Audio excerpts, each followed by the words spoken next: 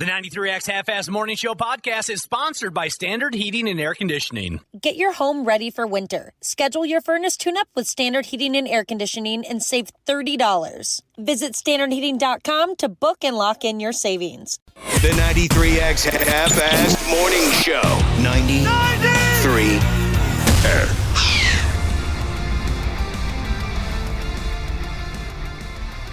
There you go. Let's set the vibe for a Tuesday broadcast of the 93X Half-Ass Morning Show. It's a very exciting day for over-the-hill, hard rock, and metal fans like myself. Iron Maiden is in town to play a live concert at the XL Energy Center tonight. I'm pretty pumped for you. And for the folks that have already checked in this morning saying they can't wait.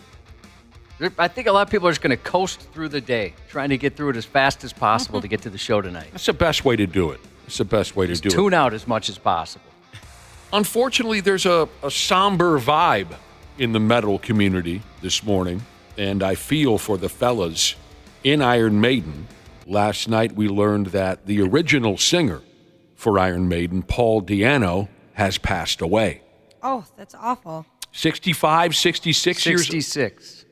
I hadn't been too up to date on what he's been up to. I didn't realize how sick he was and how he was in a wheelchair from some motorcycle accidents. He decided he wanted to tour against his doctor's advice. His doctor said in 2020, listen, you can't do this anymore. But he performed in a wheelchair, released a new album. He and Bruce Dickinson, the current singer of Iron Maiden, they met up for the first time in a long time last year, and I guess it was a great reunion. So I'm interested to hear you say tomorrow what they do tonight to honor his memory. There should be a moment. I would think so. Mm-hmm.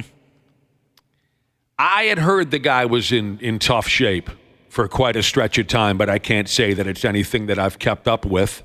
But I'm sure the fellas are hurting over this. And, our thoughts are with them. I mean, the guy, he had his niche with that group and was, on the ground floor for what became one of the greatest metal bands of all time. So, sad and unfortunate to lose a guy at only 66 years old. Maiden is special to me. So anything along these lines, true Maiden fans, we feel the pain. Clive Burr,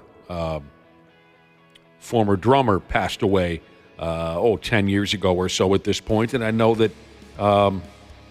it was tough for the fellas. So, hope they're all doing all right. We're looking forward to a great show tonight, and I know there's got to be some kind of a moment tonight set aside for Paul Di'Anno. To see Maiden live is special. It reminds me of why I got into metal and hard rock in the first place. They're a beautiful band. Best rock show I've ever seen was put on by Iron Maiden. They're a beautiful band. My wife was there, even she was impressed, and she's not really into that kind of music at all. Was this, what tour are we talking here? The 2 tours ago. Brave New World tour? No. I can't remember Book the name of Souls. Maybe, Book of Souls. Yeah, okay. Even your wife liked it, huh? Yeah, and she's not a fan. Yeah, it's a beautiful thing tonight, again, with a little bit of a somber vibe. And I'm likely going to have trouble keeping my emotions in check tonight. Well, you're not alone. But it's friggin' Maiden. Even without the bad news. It's just, when I see those guys, it's just, it overwhelms me at times. Just how awesome an act they are. And again, like I said, it brings me back to the first time I heard them and the imagery of the old Maiden music videos and things like that. Stuff that sticks with you forever. So tonight's going to be a great night. And they give off so much energy when they're on stage. It's insane seeing Bruce Dickinson run around, and he's one of the greatest athletes in the world. He really is. It's insane. I was surprised by that as well. I mean, this dude's 66, Right. right? And then a handful of years ago, it's exhausting watching him. Yeah. And then all the costume changes he has and everything. Their sets, everything is. They put on such a good show. Isn't that funny when you see a rock show where the lead singer has so much energy and is bringing it, and they're so much older than you, and you feel so exhausted after, and you were just standing there watching? My eyes got tired watching him go back and forth and back and forth. Yep. I can't imagine how he was feeling. I bet it's tough to sleep after a Maiden show. I guess I can't really say. Usually I get very drunk. Okay, that helps. No, I'll be fine. A few of my friends made the same comments about Bruce Dickinson last couple times we've seen him. They said, Jesus, this guy's 12, 13 years older than me, and there's no way I could go out there and move like that. And then, of course, remember, when he's not running around and waving a flag and gesturing at the crowd to, get more noise out of him, then he has to sing his nuts off. Yeah. Some of the most, powerful vocals you'll ever hear. You mix those things up, and I think it's fair to call him one of the greatest athletes in the world today. Well, and he doesn't take a night off. He doesn't phone it in. He flies the band to and from their gigs. Is he still flying the airplane? Well, I just watched a documentary on him a couple of weeks ago that mentioned, he is. I mean, the documentary's only a couple years old. He's doing that. He's like a championship fencer. I mean, he does everything. Wow, that's badass. I'm jealous of the energy more than anything. The documentary from 10 some odd years ago. No, this was just like 2 years ago. No, I know. But I was saying also the documentary from 10, 12 years ago, was it called Flight 666? Yes. Anyway, it detailed one of their South American tours. And yes, like Josh said, once Dickinson had showered up after the concert, he puts on his little pilot outfit, and he's behind the wheel of the friggin' airplane, watching him in that documentary with the headset on, communicating with air traffic control, and with the 6,000 feet out and whatever the hell they said. It was fascinating. It was the guy's obviously brilliant. The whole band, as you can tell, means a hell of a lot to me. And so me and a few bros are going out tonight. We're gonna act like it's 1983 all over again.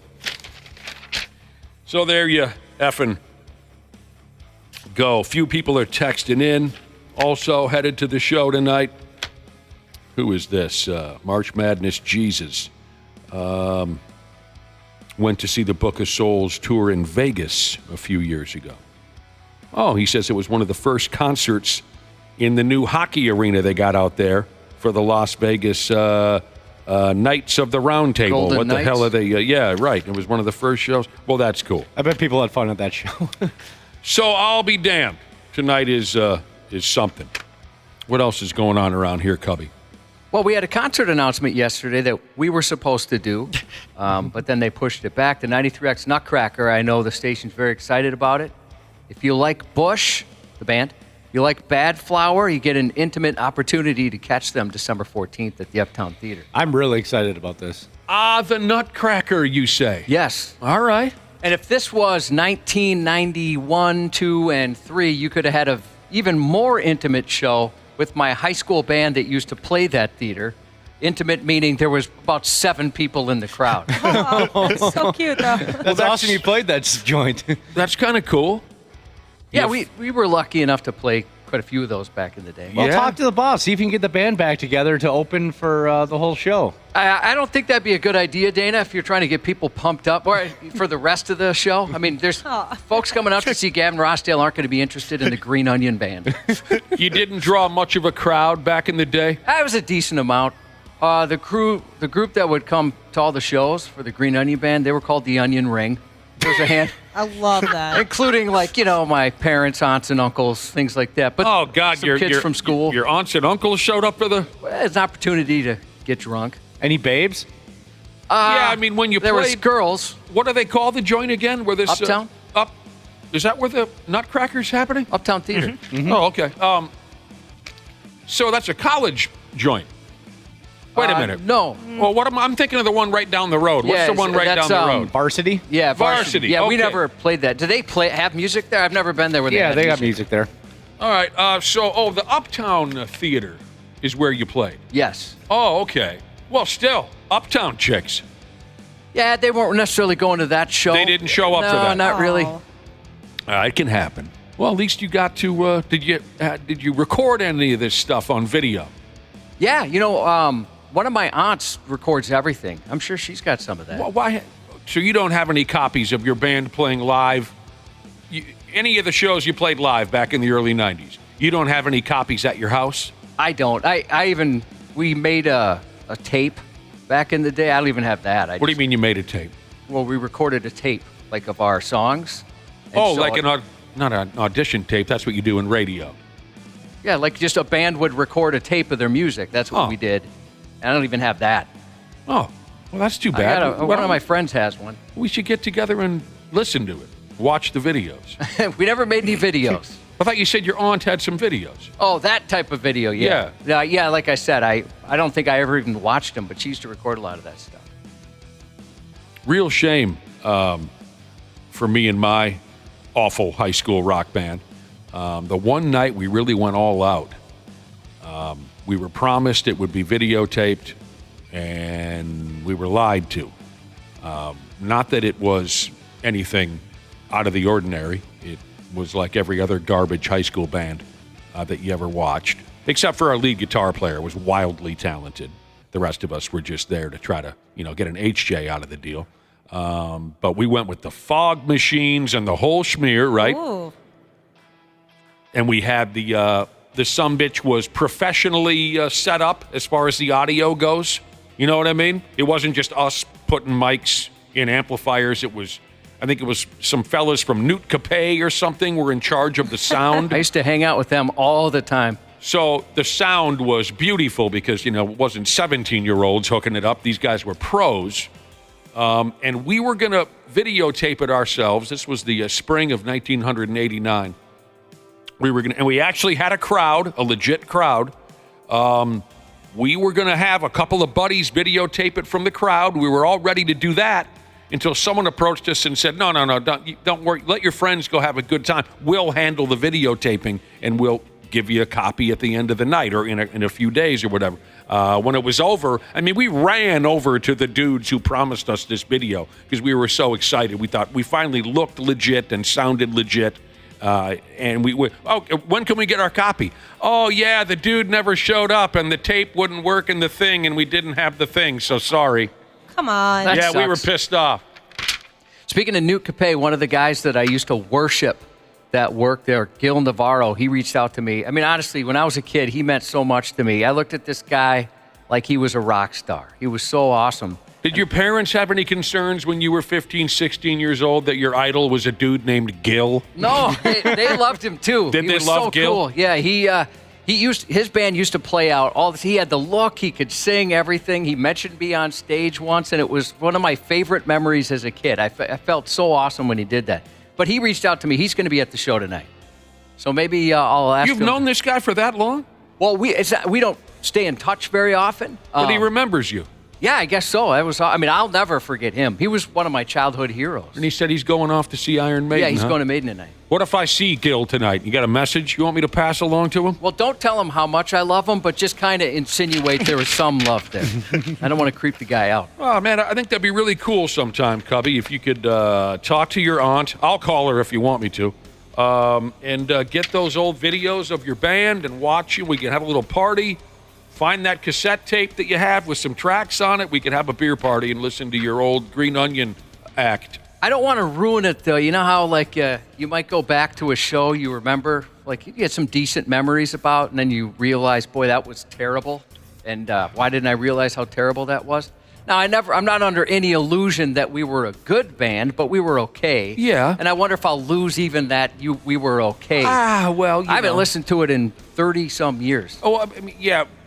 Whatever you might go through is one thing, Sure, I understand you don't want to destroy this memory that you've been carrying.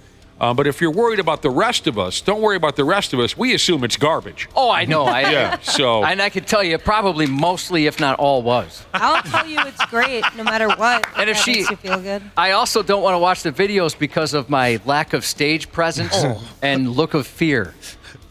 Well. And you'd see, a lot of these shows we'd play, we had these big black X's on our hands because we weren't old enough to drink. Yeah, I remember that move. So we'd have to, go down to the basement and wait until we went on and then immediately leave right afterwards. But you mentioned you had a fog machine. We didn't have a fog machine, but we had flash pots.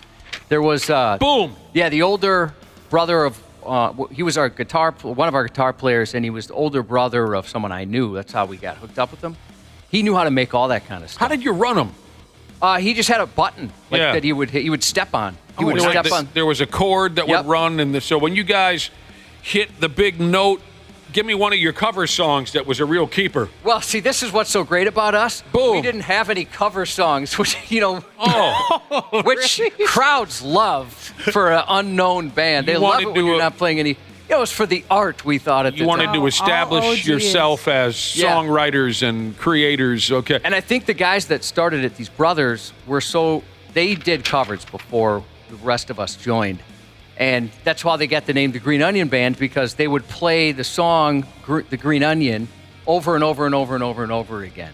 So they got that nickname, and then they kind of got tired of it. You didn't get in the way of any of those flash pots, did you? It didn't set your hair on fire or Nothing. anything? And I had hair back then. Nothing like that. Yeah, we had the fog machine, drugged this big, fat, dopey-looking machine into our high school for a show at our high school auditorium. And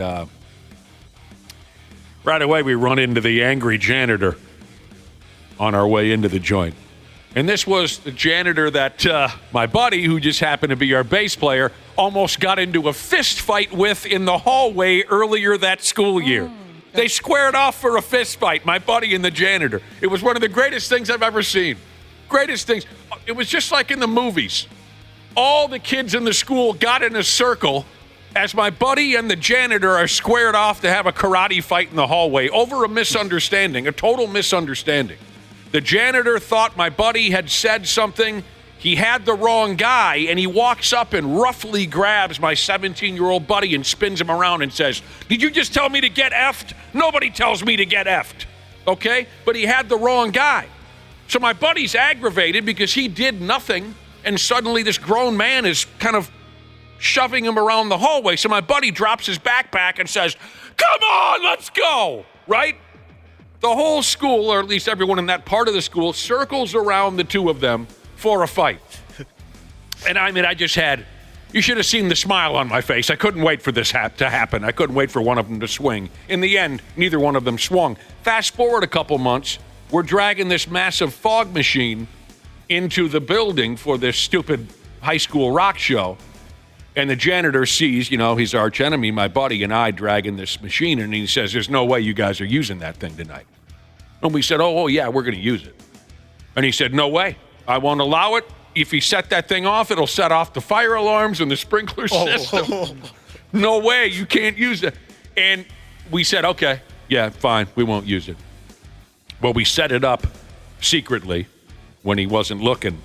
And then we had a buddy kind of working the button. And we said, as soon as we get out there, just pour fog onto that stage. We make it so you can't even see.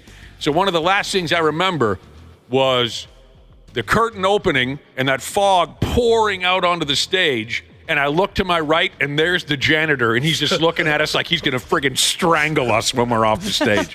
He let it happen, though. He backed down. But I thought, and then, of course, the first song we're playing, I believed the guy, sort of. I was waiting for the sprinkler systems to go off. They never did. Those were fun times. We sucked, but we had a great time. If I could give advice to anybody out there that wants to get into a band, assuming it's the same as it was back in the day, all you need, it's not necessarily talent. You don't necessarily have to know how to sing or play an instrument. Buy a PA system and you're in the band. Yeah. Yeah. Back in the day, whoever had the equipment was in the band. Oh, man. We got it done out there, Cubby. I miss those days sometimes. We got it done. I can show you a VHS tape. We recorded a few of the, lesser shows. We didn't have any cool effects or anything like that. But the fashion, I think, is the first thing you'd probably attack. Our fashions. Oh, Our you guys fashion see sense that? from the day. Did you dress up for the concerts? No. But we didn't either. No, we didn't. We didn't have it was like just, concert outfits. Or anything. but it was just, the skin tight jeans. We wore the same things that we wore to school every day. Yeah, Oh my gosh, same with no us. way. Whatever we wore at school, we wore. Oh, I cannot believe how tight the jeans were. No wonder I've been shooting blanks from day one. I strangled my genitalia beyond repair. I never got into that. With the pants? Yeah. Well, Maybe those just weren't a thing, because there's like a few years between us. Yeah, I think that probably left. You lucky bastard, by the time you got into high school, baggy pants were cool. Yeah, and when we were kids, it was skin tight, shredded, of course. Everything was small. The T-shirts, the jeans, the shoes were large. It was high tops was the thing. You had to have big, fat high tops. And then, of course, the mullets and all that. The first thing you'd attack is our appearance. We would pin the ankles of our jeans. The very bottom would get pinned, so that'd be tight. It was a weird deal. Yeah, that was a thing. Oh, wow. That sounds ridiculous. I never got into. I had a couple I don't know buddies. how that started. I thought that was a breakdancing thing. I have no idea. I just know in middle school that was, if you didn't do that, you might as well just not show up. A couple of my buddies did that. I never got into the pinning. Did you guys ever put like a handkerchief or something in your back pocket hanging out? Well, Like a bandana? Yeah. are you setting me up here? No. This isn't a setup? No. Maybe you don't even realize it. I've told this before. I had, every day of my 11th grade year, I had a red handkerchief hanging out my back right pocket. I saw Slash do it in a music video, and I went with it. Mm-hmm. Every single day. What made you stop? I don't know. Mm-hmm. I guess I just thought I'd try something different. I thought it was... Hell, in 9th grade, I showed up to school with a red... what do you call it? A bandana. Bandana is what... Not a handkerchief. Like what the bikers wear around their skulls when they ride around on their motorcycle. Yeah. In 9th grade, I showed up to school for a few days with that red bandana tied around my thigh. For us, it was ankles. I bought one. I bought a Skid Row one, and it fell off with day one. The first day I had it and never went for it again. Ankles were what it was at our school. Now, some of you might be saying, okay, you were following the fashion sense of, what did I call him a minute ago from Guns N' Roses? Slash, right. Some of you might be saying, okay, Slash. I get it. He had kind of a cool look. And you'd be understanding of that. The red bandana around my thigh, I'm afraid to tell you who I was mimicking, but I'm going to go ahead anyway. Chachi. Joni loved them. Why wouldn't everybody else? I saw Scott Baio, otherwise known as Chachi, from Happy Days, and of course, the spinoff Joni Loves Chachi. I saw him wear a bandana around his thigh, and I thought I would let her buck in 8th and 9th grade a couple of times. And I got to say that I didn't get any backlash, but like I said, we all dressed so silly back then. What was, there was no one else who had any room to talk. Everyone looked silly. Did people even know who you were emulating, or just thought that's kind of what he's just doing? Maybe if they really thought about it, I suppose. If they really I've never thought really about thought about where that something here or there started. When you look at me. You remember that when Joni and Chachi had that hit single, Josh? I love those guys. Me Absolutely. too. Chachi was great. Yeah, but do you remember the song? Of course. I think it actually charted. It seemed like a lot of those shows from TV or songs from TV used to do that back in the day. Yeah, it was a thing. On the sitcom Joni Loves Chachi, Scott Baio and Joni was played by, what's her name? Erin Moran, was that her name? Yep. They had the hit sitcom, and there's an episode where the two of them sing to each other, and the song, I believe, was called When You Look at Me, and neither one of them could sing at all. Oh.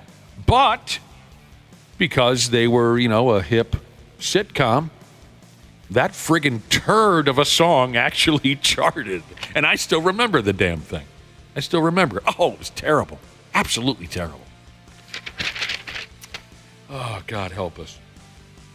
You mentioned that Nutcracker show, Josh. Mm-hmm. Before we go, we can dump some tickets on somebody. Coming up December 14th at the Uptown Theater. I don't know why earlier on I thought it said the Varsity. Uptown Theater. Well, they just renovated that venue recently. It's actually gorgeous in there. That's what I've heard. Yep. Mm-hmm. It is an awesome place to see live music. I haven't been there in, God help us, I don't know how long. They made it look nice, huh? Yeah, they did. Well, didn't they take a break for a while? I thought they were either weren't open or weren't having bands there. I want to say like during COVID. Yeah, maybe that's when it was. Mm-hmm. I thought it was like kind of a significant amount of time almost, but maybe I'm misremembering. They gutted the thing. They obviously took out all the movie theater seats, and they got an upper level now, nice balcony where there's some seating, and then it's just general admission on the floor, and it's just perfect for music. Sweet. And Gavin Rossdale and the band Bush will be performing. Gavin Rossdale's one of the nicest guys. I remember he performed at an Edge Fest, and at the time, Bush was the biggest band in the world. And we couldn't afford Bush, but we could afford just Gavin Rossdale. And so he performed by himself, and he was nice enough to talk to a bunch of us. And he mentioned he was a little nervous and a little embarrassed, that it was just him. They're a big band, and he thought it was a little uncommon for him to do a one-off show. But he talked to anybody that wanted to talk to him. He stood outside the fence there. That backstage fence that separated. Oh, yeah. He would stand right there and talk to anybody. And like I said, at the time, they were the biggest band in the world. They were so popular. Nice enough guy. Oh, yeah, he's great. Snot Rocket Cheese is texted in. She saw Bush at St. Cloud State back in the day, in like 1999. And I know everybody on this panel loves Cheap Pops. And the song where he sings, I don't want to come back down from this cloud. I don't want to come back down from St. Cloud. Genius. And she said everybody lost their damn mind. That's great. I wonder what person told him to say that. Yeah. That's Somewhere awesome. Mick Foley was smiling Yep. when he did that. You're a terrific crowd. We appreciate you swinging by here on a Tuesday morning, but it's time to take a break. We'll be back with the stupid news in a few minutes on the Half-Assed Morning Show. Half-Assed Morning Show. They're loud, they lose control, they do their little circus act, they're a nuisance. 93X. Our technicians are geared up and ready to make sure your system is running reliably this winter. Regular maintenance from Standard Heating and Air Conditioning helps prevent costlier breakdowns in the future, and we know they always happen at the worst time.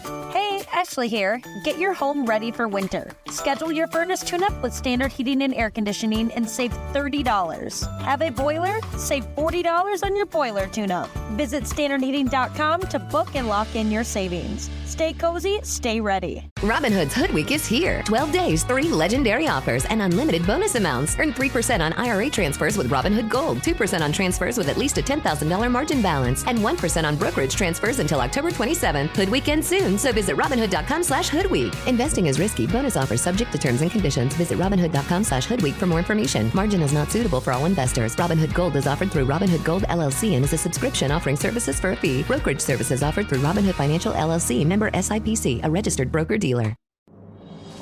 This episode is brought to you by Progressive Insurance. You chose to hit play on this podcast today. Smart choice. Make another smart choice with AutoQuote Explorer to compare rates from multiple car insurance companies all at once. Try it at Progressive.com. Progressive Casualty Insurance Company and Affiliates. Not available in all states or situations. Prices vary based on how you buy. Stupid news on the Half-Assed Morning Show. Yeah, we're going to hit the gas here on today's Stupid News Rundown. And we're going to start with a story of an awfully close call. Oh, it was a close call for a feller in Kentucky. Kentucky, I said. This poor guy, what happened there was the effing guy's organs were pert near harvested while he was still alive. That is a nightmare. When you're alive, you need those organs. When did the word harvest? When did the word harvest come into play when it comes to organs being scooped out of a dead person's carcass? Didn't we just used to say organs were removed? I've heard harvested. Oh, yeah? Yeah, I've always heard harvested. Yeah, but isn't it new? It seems to be a new term to me. No, it doesn't. not new to me. To me, I thought it was the word that was thrown in to make it sound less offensive. You know what I mean? Like, say, when a company goes through a mass firing of employees, now it's called, restructuring. I call it a reckoning more than anything. That's a good word for it. We've had a few of those around here. Unfortunately so, yeah. All right, so organs have always been harvested as far as you guys can remember. Yeah. Mm-hmm. Okay. This, doesn't seem like something that would happen here, does it? This seems like it'd be in a third world country somewhere. Well, it is. It's Kentucky. Oh, good point. Yeah, I didn't think of that. That's why I know some people have that concern with being an organ donor, right? I've even thought that. Geez, I'll be an organ donor, but what if somebody gets a little too excited about it? They're waiting for these life-saving body parts, and maybe they get just a little too antsy. This is terrible. Scalpel, what do they call it? Trigger happy? Scalpel happy. They're a little scalpel happy. This dude from Kentucky, 36-year-old. He had been declared dead. Now, by the way, this is a story from a few years ago. One of those deals where it's an old story, but just now it's being talked about for one reason or another, just in case you wanted to look it up or something. A few years ago, he was declared dead from a drug overdose. Too much with the smoking rock, maybe. And apparently he's one of those organ donator types, so doctors were all set to squeeze all of his still warm and squishy vital organs out of him. And that's when the doctors realized he was still alive. Now, I hope you're ready to get creeped out here, because there's a few elements to this story. A witness who was in the operating room when this incident took place, she said he started thrashing around on the bed. It's terrifying. He's kicking and thrashing. Can you imagine, like, your instant reaction might be to start stabbing it, right? Like, yeah, oh my God. absolutely. Out of self-defense right away. That same witness said when we took a close look at him, you could see he had tears coming down his face. He was crying. This is a body that they assumed dead. Yeah. It's now kicking and thrashing, and then they look closely at his face, and he's crying. I'm guessing it was a situation where the guy was probably trying to call out for help, or tell these dumb bastards that he was still alive, but he couldn't, like a bad dream that you're unable to kick out of. Dude, that's effing unnerving as all hell. He's going to need some serious therapy after this. And maybe some of the doctors are too. What a terrible event. But this portion of the story really confuses me. It says here, doctors refused to perform the organ retrieval after realizing that the man was still alive. Well, yeah, I hope so. Yeah, that's... I don't get that part, and that's not the end of it. Later on in the story, it says that doctors, the guy's kicking and thrashing. They see tears rolling down his face. After they witnessed that, doctors sedated the guy and went ahead with their plan to recover his organs. Hey, they had a job to do. Why? What? Did they not recognize what they were seeing? I don't understand that. It's noted in the story that doctors refused to perform organ retrieval after realizing that he was still alive. Why is that noted? I thought they had said, well, no, he's alive, but he's brain dead. I thought that was what they were trying to argue. Oh, I didn't catch that. I didn't catch that. He's not coming back from this. I think that was the argument. Now, don't know if what they should have known or shouldn't known, but at least that's what they had said. Okay, I missed that. I like to believe that my doctor knows the difference between alive and dead. I mean, really knows the definite difference. There's some tests they can run, hopefully. Maybe, yeah, like at least one class. So anyway, when the dude started flopping like a crappie on the operating table, everyone in the room wets themselves. Now, the poor guy's sister was there before the unlucky dude got brought into the parts department there for the organ removal. Beforehand, she said she saw her brother's eyes open, and his eyes looked around the room a little bit. So she was all like, hey, wait a minute. Is he dead or not? This is the part where you might end up with a nightmare. Someone else said that they witnessed the effing guy mouth the words, help me. Oh, no. As he was being wheeled in to have his guts tore out for him. That's nightmare fuel. I don't understand how this can happen. We got a text here. This person says, someone really effed up. Our brain death testing is very extensive, usually takes over 24 hours and multiple repeated tests to make sure they really are brain dead. So the not dead yet dude, he lived through the whole process. And it says here he's doing all right, but he's a little aggravated, they said. He's a little grumpy about it. That's reasonable. A little crabby. Got a case of the crab apples over doctors almost pulling his arteries and organs out of his still live body. I wonder if he's still an organ donor. I think I take that off the driver's license at that most point. Definitely. Just scratch that right off. Yep. Oh, dude. Some of that stuff is really hard to believe. A few people are texting in. They say they work with someone who's brain dead. Yeah. I text with some of them. Now, if you were listening yesterday, we talked about a lady who said she and her little 2-year-old kid got terrible diarrhea because they accidentally ate a cockroach. And it was hot diarrhea. Have you experienced the hot stuff? Oh, that's the worst. Yeah. I didn't know there was any other kind. You never had the ice cold diarrhea, John? Never once. I would worry something was really wrong there. The lady who told the cockroach story, she and her 2-year-old girl, what did she say? The stinking thing was in an omelet that was served to him on one of those airplanes. So she and her kid, they chewed up the cockroach. They got sick as a dog. Today we're going to get all cockroachy again in the Stupid News Report. This time it's a little different. This time the cockroach got all up inside somebody, and then the cockroach continued to live happily inside the body. I guess that's pretty rare. I mean, again, back to the lady on the airplane. I believe the cockroach that they ate in that omelet, and they didn't order the cockroach omelet. They ordered a regular. I believe that cockroach was dead.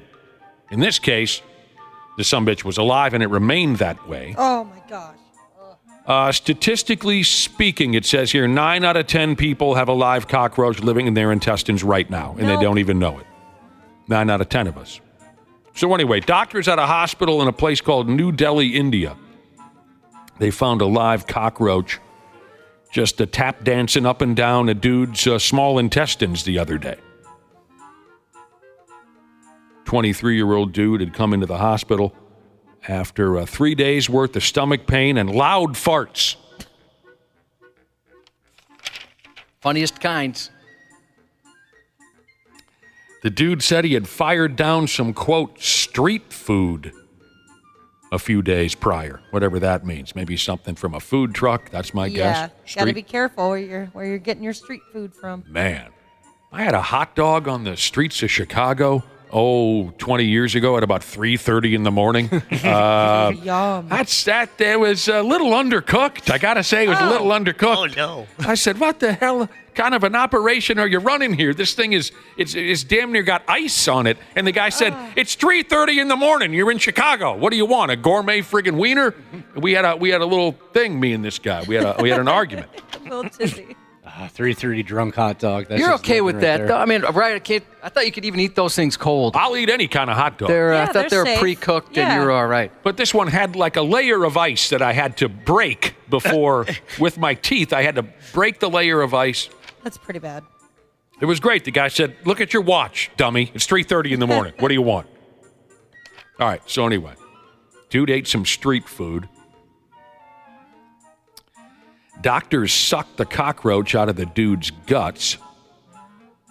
And like I said, it was fully alive and intact and having the time of its turd-loving life living in this guy's boiler. The doctor said they saved the guy's life. I don't know if that's an exaggeration. I'm sure it ain't good to have a live insect playing around in your guts for too long, but the doctors are all, we saved his, I don't know.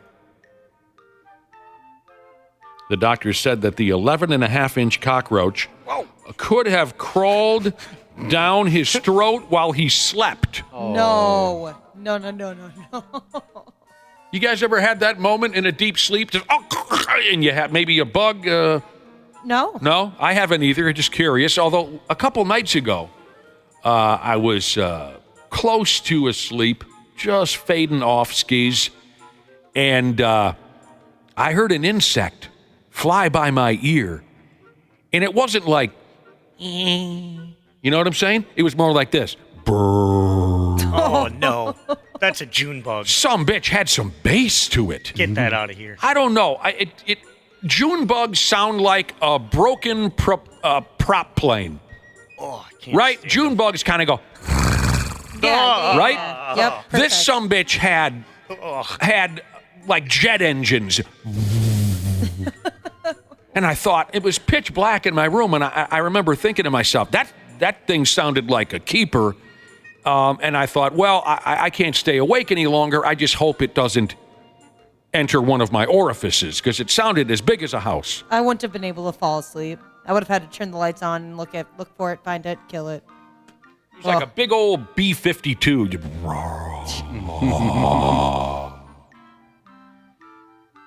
All right, so they said he might have swallowed it while he was sleeping, or when he was hitting up that roadside Euro stand or whatever he fired down a few days ago. Is it Gyro? Euro. It says here the cockroach was kept alive and then set free a couple days later in a grade school cafeteria. 11.5 inches, Josh, that cockroach. Yeah, I'm going to start writing down these measurements, because I've noticed when you read these stories, a lot of the things like snakes or bugs and stuff, they gradually get larger by the end of the story. I don't know if you guys have noticed the same thing. Yeah, a little bit. Plus, I feel like an 11.5-inch cockroach, that'd be a world record. That's like the Jonah Falcon of says in here- cockroaches. Oh my gosh, picturing that makes me want to vomit. Did I skip that part? No, it says here that the cockroach was a world record. Oh. Yeah. Just walking down the street, you bump into him. Oh, sorry, sir. Oh my gosh, gross. Oh, no. Yeah. Bugs. They'll dive into your yap, your ears, your nose, your eyes, your ass. When you're not looking, when you're sound asleep. They start laying eggs and whatnot. Tell us that story, Josh, about that bug that laid all those eggs on your insides. I've never had that happen, thankfully. Oh. I thought maybe you just make up a dramatic story to make everybody sick. I like to have I like to be hospitable. Yeah. And make people feel warm and welcome. But that doesn't extend to bugs. No. I told you guys yesterday I found two different bugs in a room in our house. I've since closed that room off, police tape, the whole deal. Yep. And I just saw a story on Channel 11 this morning.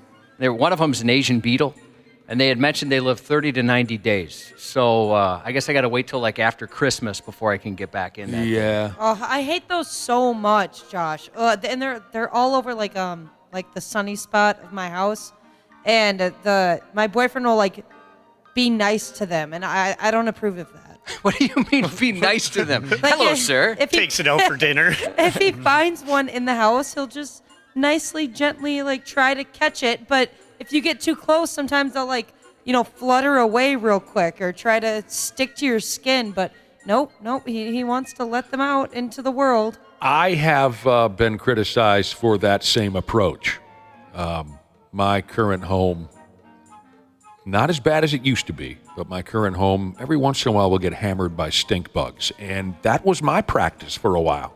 I just grab them with my thumb and my index finger, open up the sliding glass door, and boom, flick them back out into their world. And a few people saw me do this and said, why are you just kill the bastard? Well, then I did. I started, okay, fine, I'm being too nice. I'll just start stomping on him. And then I realized why you don't kill a stink bug in that fashion, because they reek like a bastard. And you'll have the smell on your hands and on your clothes. Now I have a vacuum in my home that's solely dedicated to sucking up these poor bastards into the vacuum tank. That's what they recommend. They haven't. Oh, do they? Last year's the first year we ever had those stink bugs. I had to Google it. I wasn't even sure what it was. I've always heard of them, but I'd never seen one. This year we only have a couple. Has it been the same for you where there's far less? We had a company come out and spray the house. Oh, Nice. Was that instantaneous? Jealous. Yeah, it made a difference. Now, you're sure we get one or two that sneak in, but it made a grand difference. And anyway, there's got to be someone in our listening audience who's had that, bug in their ear. Well, I have a friend in 6th grade. He had a box elder bug in his mouth when he woke up. No. Oh. No. I bet that thing's not tasty. Well, he didn't really talk about that. I had the stink bug land in my mouth during dinner. You guys know that story. Yeah, sadly. And luckily, I didn't bite down on the thing. I was chewing on whatever, meatloaf or something. I was chewing on my dinner. And I'm fairly polite when I eat. I don't eat with my mouth open, but somehow the sumbitch dropped down from the light above the dinner table and made his way into my yap. Oh, gross. And I spit him out onto the table.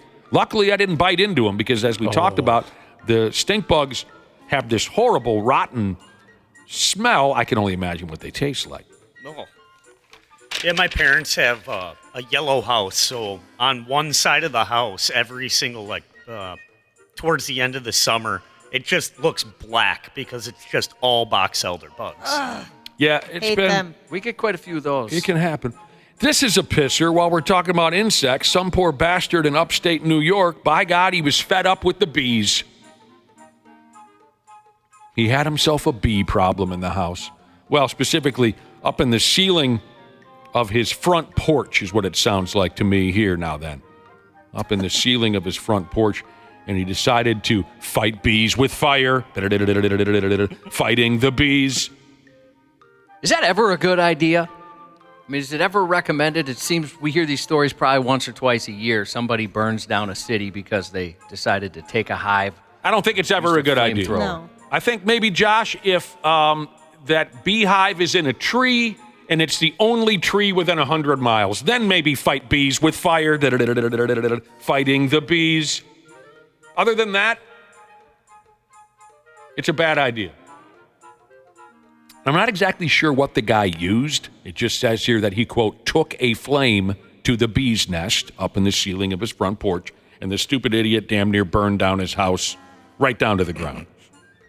If the local fire department had been off playing in a softball tournament or something, he would have lost everything. But the fire crew was quick to get their fat asses over there and put out the fire. They did. Had there been a cribbage tournament or a chili cook-off or a softball tournament, the fire department wouldn't have gotten there in time, and his house would have burned down, but they had nothing going on. They were there within 3 minutes. I didn't know firefighters play cribbage. They love it. Yeah, Yep. my mom and aunt back in the day, they'd go at it. They'd have some pretty heated cribbage games. I could never figure it out. Too many numbers. See, I'm with Smashley. I used to love cribbage. But my math skills are so horrible that no one would play with me anymore because I would have to sit there and with my fingers and go 11, 12, 13, 14, 15. Same here. No one will play cribbage with me anymore, and I don't blame them. Don't blame them. Sad Nick. No, I really loved it for a while. And there was a time when I had a patient group of buddies who would play cribbage with me.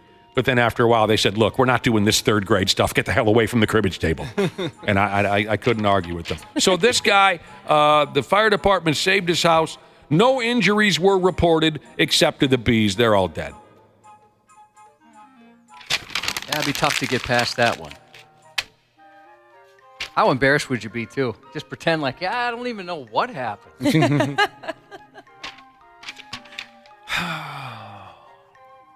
Yeah, you guys know I don't like those bees. Me either. I used to have some real fun I was living in a townhouse for a while. Just garbage pile, this townhouse. But it was in a great location. I loved where I was at. Bees and wasps all over the friggin' place in this neighborhood. I had wasps that were living inside the walls of this damn townhouse. Oh, no. Good God. And then just regular everyday bees. I had this beautiful deck.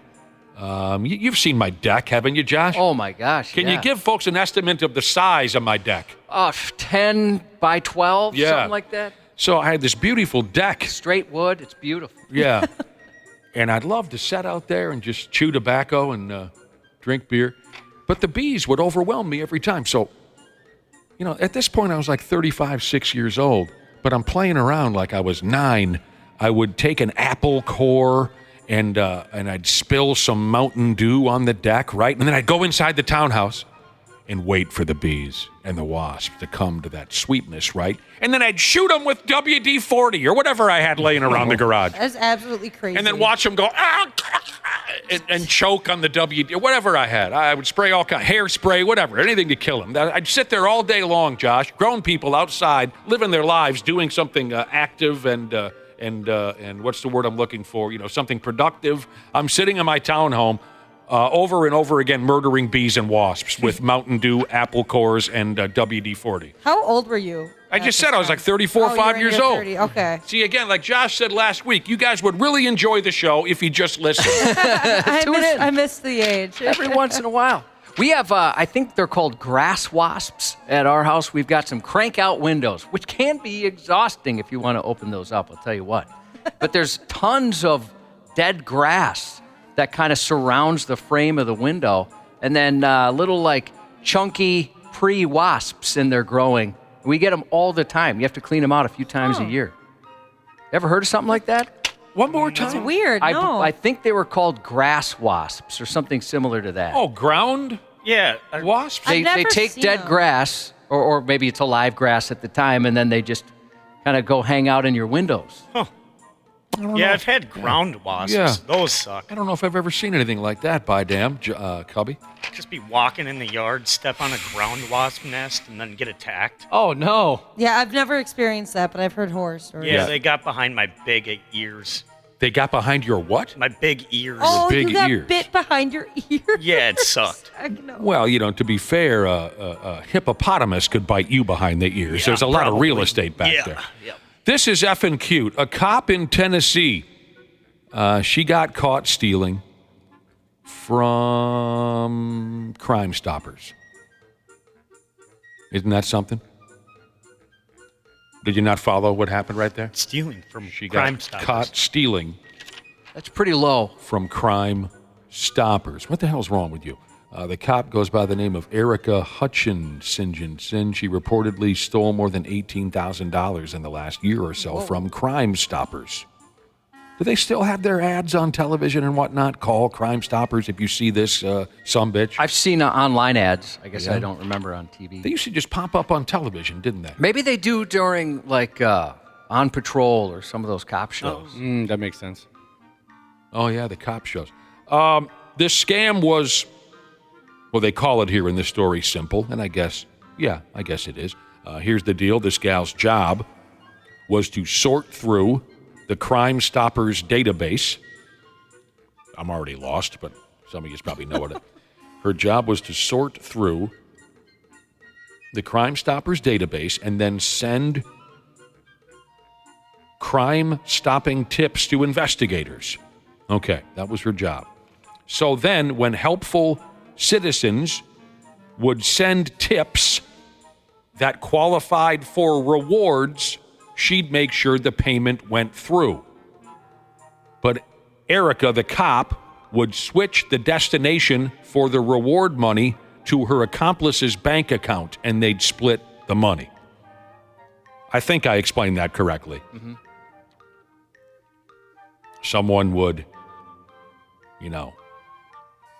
log in to the website and say, I have a tip. I think I know where this crazy bastard is hiding out.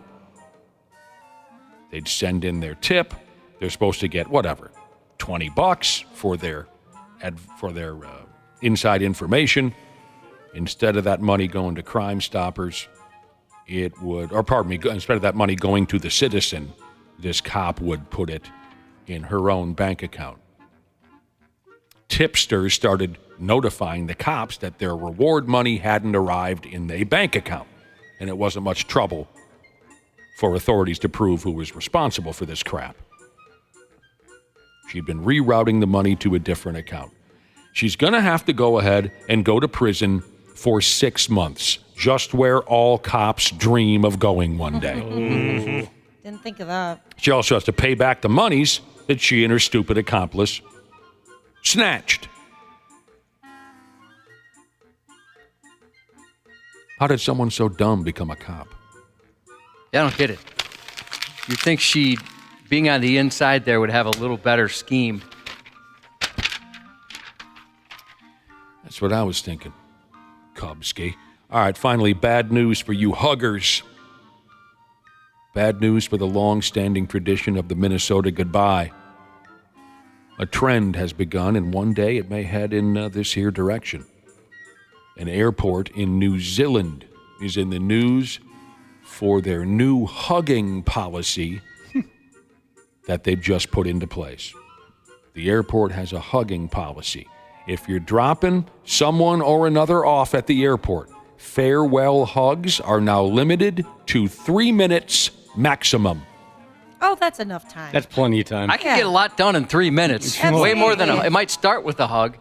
Can you imagine hugging someone for 3 minutes? No. This actually made me nervous the last time I got dropped off at the airport because, you know, everyone is going so fast.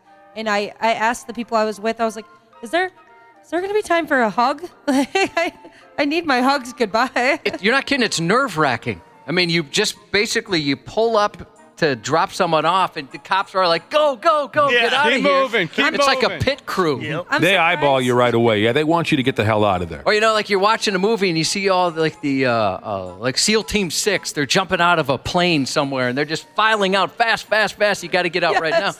It's stressful. Or there's been times where like you just got to circle and circle to pick somebody up. 3 minutes. That's the hug time limit at the airport in New Zealand. You best get her done quick. Give the friggin' wife a quick ass grab and then break it up. By damn. They got a guy with a stopwatch there. I mean, think about it. Like any more than a few seconds, that's awkward and intimate. Unless you're leaving forever, I guess. I don't know. I think I bring out an affectionate side of you, Josh, that other people don't see. I agree, but I mean, like here, tears are my lubricant, Jesus said. A hug that lasts longer than a minute should be considered cuddling. That's right. That's no longer a hug. At this silly airport in New Zealand, they put up a sign that says, max hug time, 3 minutes. For fonder farewells, please use the parking lot. Now, they're doing this to help with, as you might have guessed, as we were just discussing, traffic around the airport. They're trying to limit how long people friggin' hang around in the drop-off lane. So, of course, it's not, that makes sense. It's not all just hugging. You know, a lot of times you get the luggage out the trunk, you talk about this, you talk about that, you hug, and then you talk some more. Like I said, the Minnesota goodbye, where a lot of us are brutal with this. We cannot say goodbye without starting up again and then stopping and then starting up again, then a handshake, then a hug. Then I tussle your hair. Then we talk a little more. I don't know what it is about us, but we just can't let it go. Just walk away. So that's what's going on here. The eighth graders and social media dorks, they're divided on whether this is a good policy or not. We don't care. One person called a time limit on hugs inhumane. Oh, chill out. Okay. Chill out. You've got enough time. Figure it out. You're taking away my humanity. It is inhumane. Another said the drop-off lane at their kid's school needs this policy. Oh, I've heard stories about the drop-off lane at school. Those are awful. School parking lots are the most dangerous place to be. Angry parents. Yeah, and that's another one where it's a go, you know, picking them up or dropping them off. But don't you say that as miserable as that drop-off lane is at the school, Josh, you do see a lot of foxy ladies over there. Sometimes you almost wonder, is this on purpose? Or are we putting on a show? You know, some of the I'll Moms will put up dress with a traffic jam in a few minutes to see some foxy ladies. Yeah, you'll see some. I have plenty of friends, Josh, who are now moms, and they definitely post like their outfits, and will be like, oh, like this is what my outfit is for school drop off today or school pickup. So some of them do put the effort in for you. Do the photos start from scratch? No. The best comment on this story comes from an American who said... They all do. Yes, they do. The best comments, USA. they always do come from America.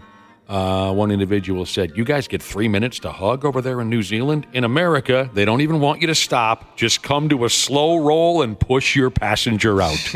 Yeah, they do. It's true. Right away, the cop's looking at you sideways, isn't he? Yup. How long is this peckerhead going to last to say goodbye to his... I had a cop nearly give me a seizure when I went to pick my wife up at the airport a few months ago. I mean, I just pulled up, and he takes his flashlight and he puts it on the strobe light. I'm like, my God, man! You're trying to get me out of here. I'm gonna pass out right Next thing you know, you got your pants are full of pee and you're unconscious. I couldn't. That would have been awful. Beep. You seize up. Thanks a lot, dickhead. Yeah, I appreciate he's got a job to do, and I'm doing my best. I don't want to be there. I'm doing my best. Yeah. Maybe not the strobe light setting next time. He was shining light. He wanted to see what your wife would look like at a dance club. Yeah, I That's guess what so. he did. That's why he used the strobe light. He wanted to say, see, what would this lady look like at Gators? She used to work there. Sports on the 93X Half-Assed Morning Show. Here's Baker taking off, and that should do it. In a costly loss for the Buccaneers and an impressive win for the Baltimore Ravens. They've won 5 in a row. They're tied at the top of the division at 5-2. Clutch right down the middle, and Arizona grinds out a hard-earned physical victory over LA. God dang. There were 2 Monday Night Football matchups last night. The Arizona Cardinals beat the Los Angeles Chargers by 2 points, and the Baltimore Raven beat the Tampa Bay Buccaneers by 20 points. And I watched a little bit of that Buccaneers game. Josh, your guy, Braden Bayfield. Baker Mayfield. Baker Mayfield, yeah. He kind of looked like that douche from a couple of years ago as opposed to the new improved Baker Mayfield. That's too bad. You know what I mean? He's my wife's favorite pitchman. She loves his commercials. What does he advertise? I don't know, but he's always like doing some maintenance. Is it an insurance company? I think it was Progressive. So, where he's doing maintenance on empty stadiums and whatnot. I kind of like the guy. I really do. I didn't mean to call me. He kind of looked like that broken quarterback from a couple years ago as opposed to the new and improved. And I don't know what happened, but he just didn't look so good last night. My dearest Timberwolves, one of the true loves of my life. The Minnesota Timberwolves. They begin what we all hope is a magical 20 plus 24, then 25 basketball season tonight on the road, playing the obnoxious Los Angeles Lakers. Starts at 9 o'clock tonight on TNT. We can talk to Randy Shaver. I'm sure he's got plenty to say about the upcoming Timberwolves season. And the Pigs play at the Florida Panthers tonight. 5:30 tonight on FanDuel Sports. It's no longer Bally Sports. It's now FanDuel. I mean, this kind of thing doesn't matter at all to me. I don't care what the hell you call the channel that I'm going to, but I don't know if anyone is wound up about that. So now it's FanDuel Sports. Does anyone have any direction to take that? I don't even know anymore. Yeah. I think people are just glad Bally's is gone, Yeah. Depending on your provider. Because they had problems? Yeah. Okay.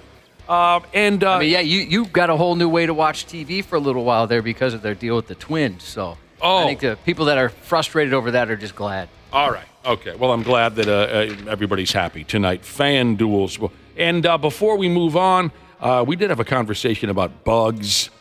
Oh, what was it? We had a story about a guy who got a cockroach up inside his body, and the damn thing was alive and intact and partying on his small intestine. And we started talking about bugs in the ears. You ever get a bug in your mouth? That kind of a thing.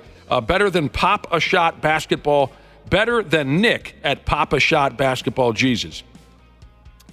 He had a stink bug fly into his eye, and it peed in his eye. Oh, no. What? And his eye turned red for a couple days, and it hurt like hell. Oh my gosh, I would Stink bug that. I would die. Yeah, in his eye socket. Oh Stink my bug. gosh. That's his new nickname. Well, from now on, we're calling you Stink Bug Stink Jesus. Bug. We'll be right back with Josh's news report. Half-assed morning show. They're loud, they lose control, they do their little circus act. They're a nuisance. 93X. Our technicians are geared up and ready to make sure your system is running reliably this winter. Regular maintenance from Standard Heating and Air Conditioning helps prevent costlier breakdowns in the future, and we know they always happen at the worst time.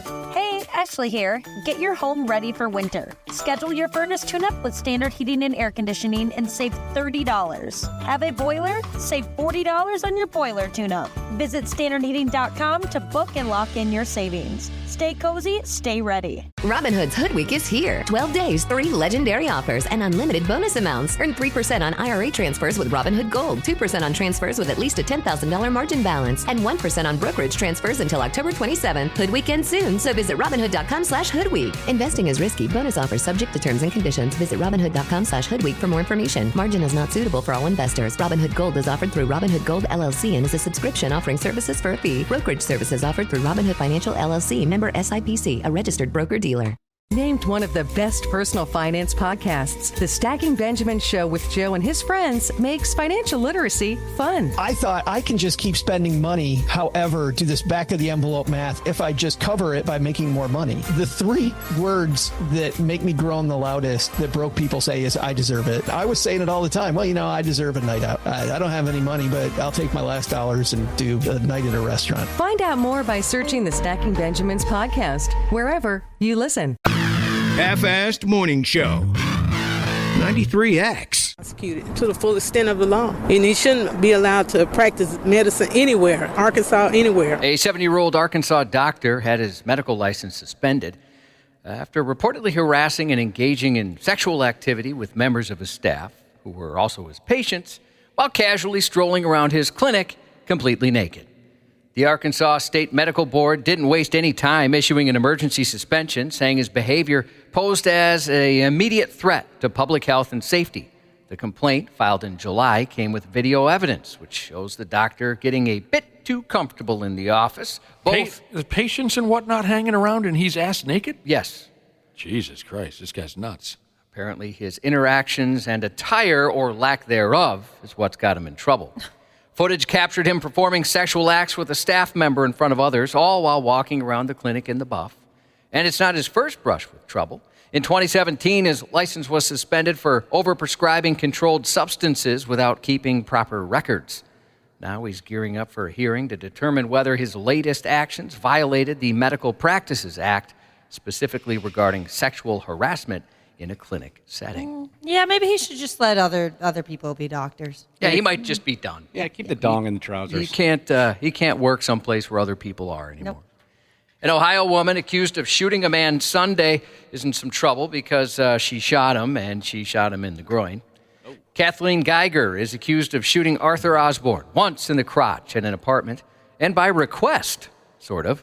Geiger told police she and the victim were engaged in a harmless banter when he jokingly requested she shoot him. Jesus. Believing the firearm was empty at the time, she said, she blasted his baby maker. You never point a firearm at anything and pull the trigger unless you intend to destroy it. The defendant pointed a firearm at someone and pulled the trigger. She caught him in the Johnson when she pulled the trigger, huh? She's facing some serious charges. Yeah, I bet. How's he doing? Is his gear just dust at this point, or? Yeah, and he's dead. They killed. Oh, unfortunately, he's dead. Yeah, he died. Oh no! From penis shooting offing. God dang. 2 people are in jail after allegedly pulling off a $14,400 heist from a Lakeville bank using an ATM hacking trick called jackpotting. Jackpotting, which involves installing malware on ATMs to make them spit out cash on command, kicked off in Europe and Asia in 2016 and has now made its way to Minnesota. The pair got nabbed during a traffic stop in Shakopee, with police finding $440 in cash and a device linked to the crime. A search of their hotel room turned up about $8,000, ATM keys, and even a suspected stash of cocaine. The same 2 men are also suspected in similar heists in Michigan, where they've reportedly swiped more than $130,000. The Secret Service recently warned about jackpotting spikes in 15 states, including Minnesota. Thieves are getting creative, using everything from magnets to generic keys to crack open the ATMs. In this case, a bank employee knew something was off when the ATM was low on cash and the vault switch was busted. Some jackpotters haven't been so lucky. A Miami man was charged for a $2.6 million jackpotting spree. And in New York, 6 Venezuelan men were busted for stealing $400,000. Banks are now being pushed to beef up their defenses, installing alarms, and updating their anti-malware systems to stay one step ahead of these high-tech thieves. The high-tech thieves, by damn. Yeah, they're getting away with a lot of money. Well, I shouldn't say getting away anymore, but they're able to temporarily get away with a lot of cash. A 23-year-old Florida woman's behind bars after getting a child to help her with a pricey shoplifting spree at a Target. On October 12th, police responded to a Target after the store reported a theft worth over $1,000. According to police, the woman entered the store with a child under 10 and handed the kid a cart loaded with merchandise, including a barista machine and vacuum cleaner. Surveillance footage showed the woman directing the child to walk out of the store with the cart while she followed a few minutes later. I saw a picture of this child who was hardly tall enough to see over the shopping cart. It's just very sad to see almost like a corruption of this child. A break came when an officer on routine patrol recognized the woman from the Target theft. Police haven't said the relation to the child, but they believe she intentionally used the kid to commit the theft. Getting a kid to do your dirty work. Yeah. I got a certain amount of respect for that. Yeah. Yeah. A 20-year-old's in custody after an armed robbery in Brooklyn Park Saturday. According to police, the victim had arranged to meet the suspect about 11:15 a.m. to sell some shoes they listed online. But when they met, the buyer tried to pull a fast one and robbed them at gunpoint, eventually taking a swing and hitting the seller with the weapon. On their way to the scene, officers spotted a car that fit the suspect's description. After pulling it over, they arrested him for aggravated robbery. Just trying to sell some shoes. Yeah, and you bring a gun. Living as a foreigner often invites scrutiny of one's language abilities. And for a 32-year-old Australian national residing in Japan, his proficiency in Japanese, or absence of it, could determine whether he walks free or faces 6 years in prison. Last June, after a night of drinking around 11:30 p.m., he was reportedly engaging in some impromptu parkour through a residential area. Is that right? Yeah. Scaling the walls and this and that. Yeah, he just got hammered and thought, I'm going to do some parkour here in Japan. He said he detected the smell of fuel. Spotting a kerosene tank on a second-floor balcony, he got nervous, he said, so he climbed up, intending to warn the occupant. In the process, he picked up a small shovel from the balcony, presumably to knock on the window or pry it open, his lawyer said. The homeowner, a man in his 70s, claimed when he saw the Australian, the latter shouted in Japanese, "This is a robbery, and where's the money?" A struggle ensued, resulting in the older man being injured and the Australian fleeing the scene. After his arrest, the man insisted his actions were misunderstood. He maintained he was trying to prevent a potential fire, not rob anyone. His defense argued it was a case of soramimi, a Japanese term for mishearing, claiming the resident misinterpreted his English as Japanese. Instead of "this is a robbery," which in Japanese is "go to da," the Australian claimed he had said "go to a door," and "where's the money" was allegedly mistaken for "can you walk." Are you buying any of this? What? No. I don't know. I don't know where to go with this. No, I'm not. No, you're not buying it. No. Okay. The defense also highlighted that the Australian had been in Japan for over a year and didn't know the word for robbery.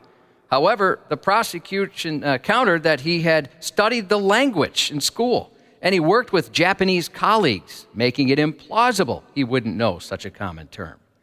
Public opinion online seems to lean heavily toward a guilty verdict, many questioning the credibility of the defense's argument and the overall believability of the defendant's story. In any case, as the Japanese say, "michaku chada," it's a complete mess. You sound pretty good when you speak Japanese. I practiced yesterday. For how long? A while. Yeah. And I looked up a bunch of different pronunciations to make sure. Did you really? You're awesome. They could be all wrong. You're so thorough. I try to be as thorough as possible. I don't think anybody in the audience is going to be able to call you on it. There's probably a couple that could. My brother-in-law, he studied Japanese in school and business. Yeah, I know a guy who can speak Japanese. Really? And he's an idiot. You know what I mean? So there's got to be more than just him. that understands. Are we talking about the same guy? Because the way you described them sounds exactly like my brother-in-law. Yeah, it could be. I wish that'd be a fun language to be able to speak. I'll tell you that right now. It sounds fun. I wouldn't mind that. Yeah. Halloween, and if I totally slaughtered those words, I apologize. However you say I'm sorry in Japanese, just say that correctly. Halloween in San Diego this year's gone biblical. A man dressed as Jesus allegedly channeled more wrath than forgiveness, sucker punching a police officer during a chaotic brawl. The incident happened at 1 a.m., just as the party was winding down. Police were called to break up the melee when the unexpected happened. An officer trying to calm the situation was struck by none other than the costumed Son of God himself. And Jesus can pack a wallop. The punch left the officer with a 2-inch cut above his eye, sending him to the hospital for treatment. Meanwhile, police were unable to track down the costumed assailant. Jesus is on the loose. Guy dressed as Jesus socked a cop right in the... for no reason. That's how you know it's a party. Road rage is never a good idea, but it's especially risky when the aggressor has no clue the victim is an off-duty officer. And ironically, the aggressor is also an off-duty officer. Oh, I love it. A 47-year-old Blue Island, Illinois police officer is expected to be charged after a road rage incident Saturday morning. Sources said an off-duty Chicago police officer, currently on maternity leave, was in the passenger seat of a GMC about 5 p.m. Saturday when the GMC got involved in a minor crash with a Toyota during a road rage incident. The Toyota was driven by an off-duty Blue Island officer, the only person in that vehicle. After the crash, the Blue Island officer reportedly drove up next to the GMC, pulled a gun, and fired a shot, which ricocheted off the Toyota's windshield on the passenger side. The vehicles then chased each other for a few miles before both were pulled over by an Illinois state trooper who took the Blue Island officer into custody. No serious injuries were reported. The luck. Yeah, that is some bad luck there, wouldn't you say, Josh? I think so. I mean, he created his own bad luck, allegedly, here, but yeah, the luck. Sometimes it takes a little more than a slap on the wrist or 3 to realize you might have a drinking problem. For one 32-year-old Nevada man, his 4th DUI-related charge might just be the wake-up call he didn't see coming, much like the fence he didn't see at all. Oh, no. After crashing his truck into someone's front yard, the guy didn't waste time sugarcoating things. He straight up told police, yeah, I screwed up. And he was right. You're already on probation for your 3rd DUI within 7 years, and you're still out there rolling your truck into fences. You screwed up. The crash wasn't the only thing police found. They searched his truck and discovered a smoking pipe, as they called it. A smoking pipe? And some green leafy stuff, quote unquote, just hanging out on the door. Nevada law lets you slide with a couple of DUIs as misdemeanors, but once you hit your 3rd, it's a felony. And if convicted, this will be his 4th. You think this will be his rude awakening, his rock bottom? Well, I don't know. You'd think maybe by the 3rd you'd have it figured out. But who knows? You know, I used to drink every night until I vomited, and then I finally admitted to myself that I'm a bulimic. 2 21-year-old men are now behind bars after an adrenaline-fueled multi-county high-speed chase, which reached nearly 200 miles per hour Thursday. A Utah state trooper clocked a Dodge Charger racing by. A second trooper caught sight of the car and tried to pull him over, but instead of slowing down, the suspects floored it, hitting an eye-watering 189 miles an hour in a stretch. That makes me scared. Yeah, that's fast. 189 miles an hour. The speed limit was a humble 80, and they're doing 189. I want to get behind the wheel of that Charger. Boy, I'd tighten up if I was behind the wheel there at 189. I don't think I can even think that fast. The chase tore through Beaver County, Giggity, where officers laid out tire spikes to try and bring the ride to a screeching halt, but the driver wasn't ready to give up, dodging the spikes and continuing the wild ride. The madness finally ended after troopers pulled off a textbook pit maneuver, sending the Charger spinning out. Both men made a run for it, but their getaway attempt didn't last long as they were nabbed within minutes. A search of the vehicle discovered why the young men ran. Police found a rifle and about 3 pounds of psychedelic mushrooms near where one of them had fled the scene. A recent survey of 2,000 horror, mystery, thriller, and true crime fans found that 61% believe they could crack a real-life mystery. Oh, stop it. But when it comes to surviving a horror novel, confidence drops, with only 41% thinking they'd make it through alive. Men were a bit more confident in their survival skills than women. Of course. When asked which character they'd most likely be in a scary story, 26% saw themselves as the loyal sidekick. 12% admitted they'd probably be the doomed victim. And in a twist, 13% said they'd embrace their dark side and be the villain of the novel. Heck yeah. 45% said they have what it takes to be the hero or detective. Spooky books don't just thrill, they've inspired safer habits. The majority of readers have adopted behaviors like not sharing personal info, avoiding unknown calls, and not posting their locations online. Most readers picked up their first spooky book at 12, with most getting hooked immediately. Popular scary reads included Carrie, Dracula, Frankenstein, and Goosebumps. Stephen King was the most popular author, with 68% of respondents claiming him as their favorite. You'd make a terrible villain, Ashley. Why do you say that? Terrible. You wouldn't last at all. I'll tell you why. You enter my house with a chainsaw, I hand you a golden retriever puppy, it's over. Yeah, I'm not. Yeah, and then even if somebody like had a pet, I would feel bad taking that pet's owner away from them. You're a lot SAWFT softer than you try to play yourself out to be. I have some You'd be kryptonite. a terrible horror movie killer. That's a good point. Just hand you a joint stick and a puppy, and you're all mine at that point. It's the season for the 93X Nutcracker featuring Bush with Bad Flower. Saturday, December 14th at the Uptown Theater. Your chance to get up close and personal at an intimate venue with a couple of big bands. And you can get tickets now during the 93X presale using the code 93XRadio at 93X.com. Tickets go on sale for lesser fans Friday at 10 a.m. But you can also win some now at no cost to you. Text Bad Flower to Luther Bloomington Kia's text line. That's Bad Flower, one word. 651-989-9393, sponsored by Nicolay Law, Accident and Injury Lawyers. Good luck. Bob Odenkirk is 62 today. A decade older than that, Jeff Goldblum, 72. Christopher Lloyd, 86. Christopher Lloyd. Love that guy. Genius. Easily, yeah. Happy birthday to crafty Amazon cheeses from your husband, Jim Beam Jesus. Happy 21st to Jay Lee from Dad and Laura. Happy birthday to Jenna from Scotty the Angry Loaderman Jesus. And happy birthday to I Swear I'm 19 Jesus from Mom, Badass Mother Jesus. And that's 93X News. Randy Shaver. There's always something new with him. He's an embarrassment to himself. This guy's he comes around this community. He thinks he runs in here. On the Half-Assed Morning Show. New York Yankees are headed to the World Series where they'll face the Los Angeles Dodgers, giving fans of both teams a chance to root against the city they just moved from but will probably move back to again in about 5 years.